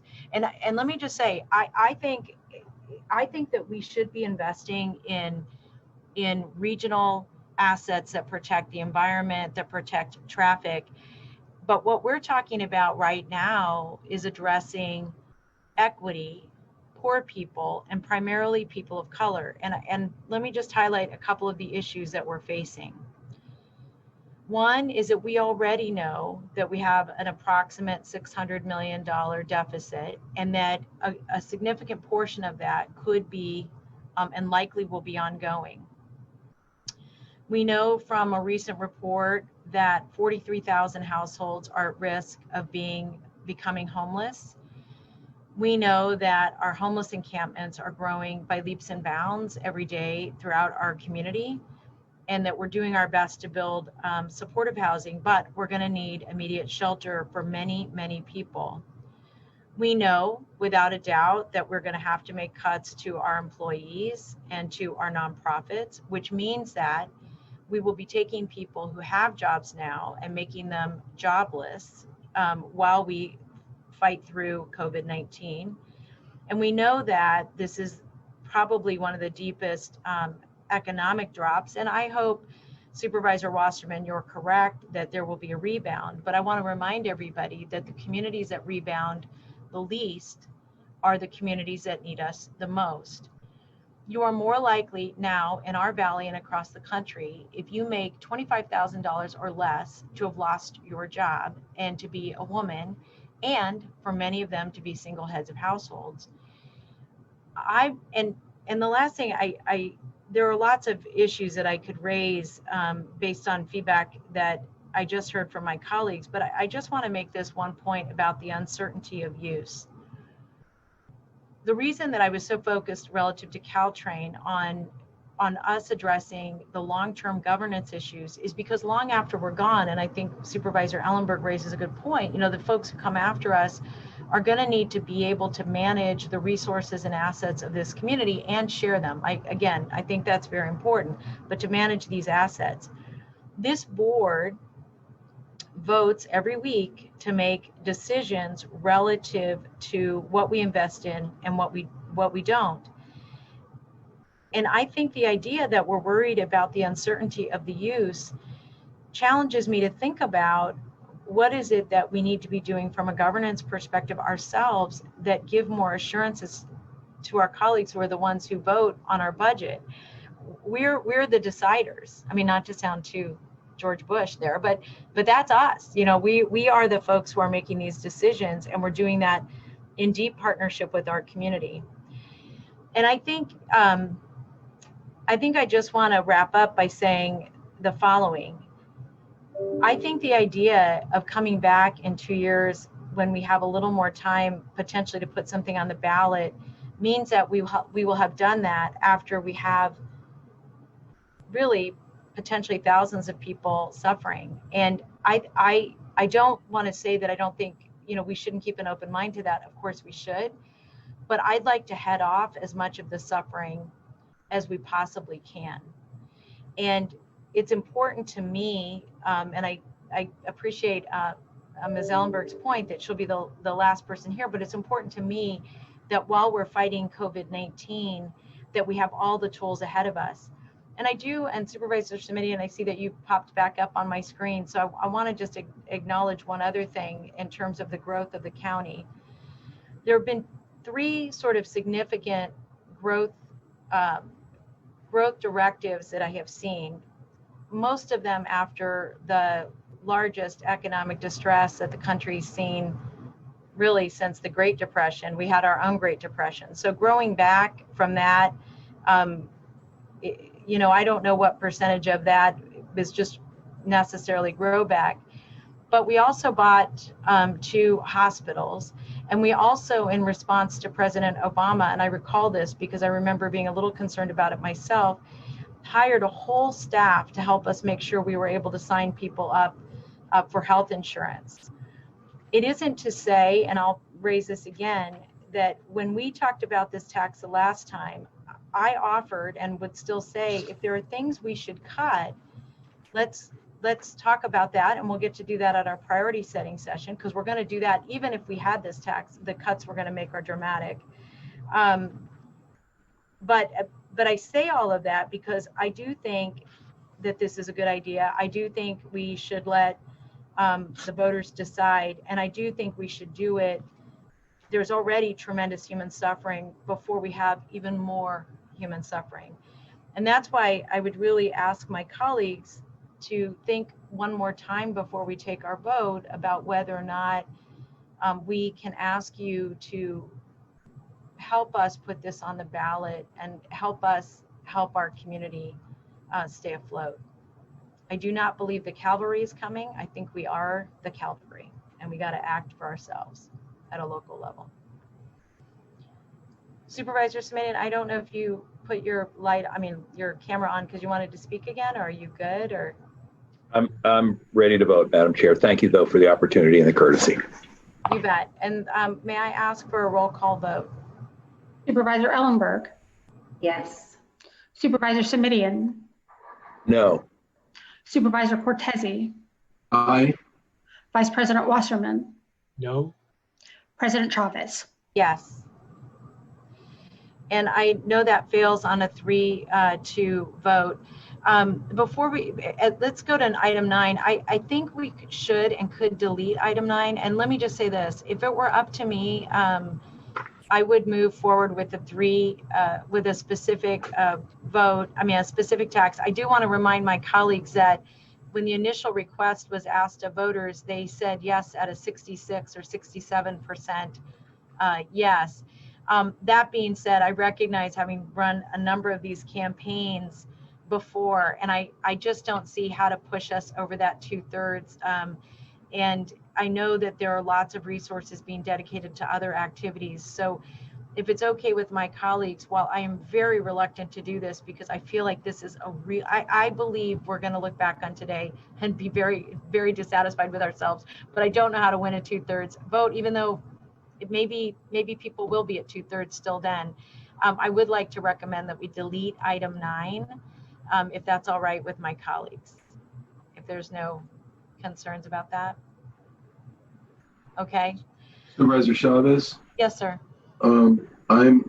I will defer to your judgment because you brought the item forward to your request, I should say in this case. I did. I would prevail upon you that I would continue to be an aye vote if we had the opportunity to vote for all the reasons I stated earlier. Frankly, all the reasons you and Supervisor Ellenberg stated earlier. But I also know, especially having worked with you so closely on Measure A, which was also actually pulled a little bit better than this and ended up a little less than an eyelash from losing. That was a lot of very painful work to run the campaign. There was joy in the community, but the work to run the campaign and to raise the money into 7 figures for those that have to do that, that's not the Board of Supervisors, is where I say I trust your judgment. I just wanted to persuade you that if you leave it on the agenda, that there's would continue to be support for it, despite my view that it's not the best of the 2 choices. But I'm certainly not in a position to help with a campaign right now to the kind of extent that I did with Measure A. And so I have to leave that judgment to others. So just wanted to say that on the record. Thank you. Thank you. And with that, if there are no other comments, then we'll delete item 9. Dave, thank you. And you were such a help with Measure A. I don't know how I would do this without you. So thank you. And I want to thank all the speakers who spoke today. And I want to thank our staff for the special meeting. And just as a reminder that we're going to have a meeting next week that will be our priority setting session, and we'll try to get an agenda out for that as quickly as we can. Gary Graves is going to be our moderator, and I think that's going to be helpful because he knows us all really well, and we're working on that right now. So thank you, everybody. We are adjourned.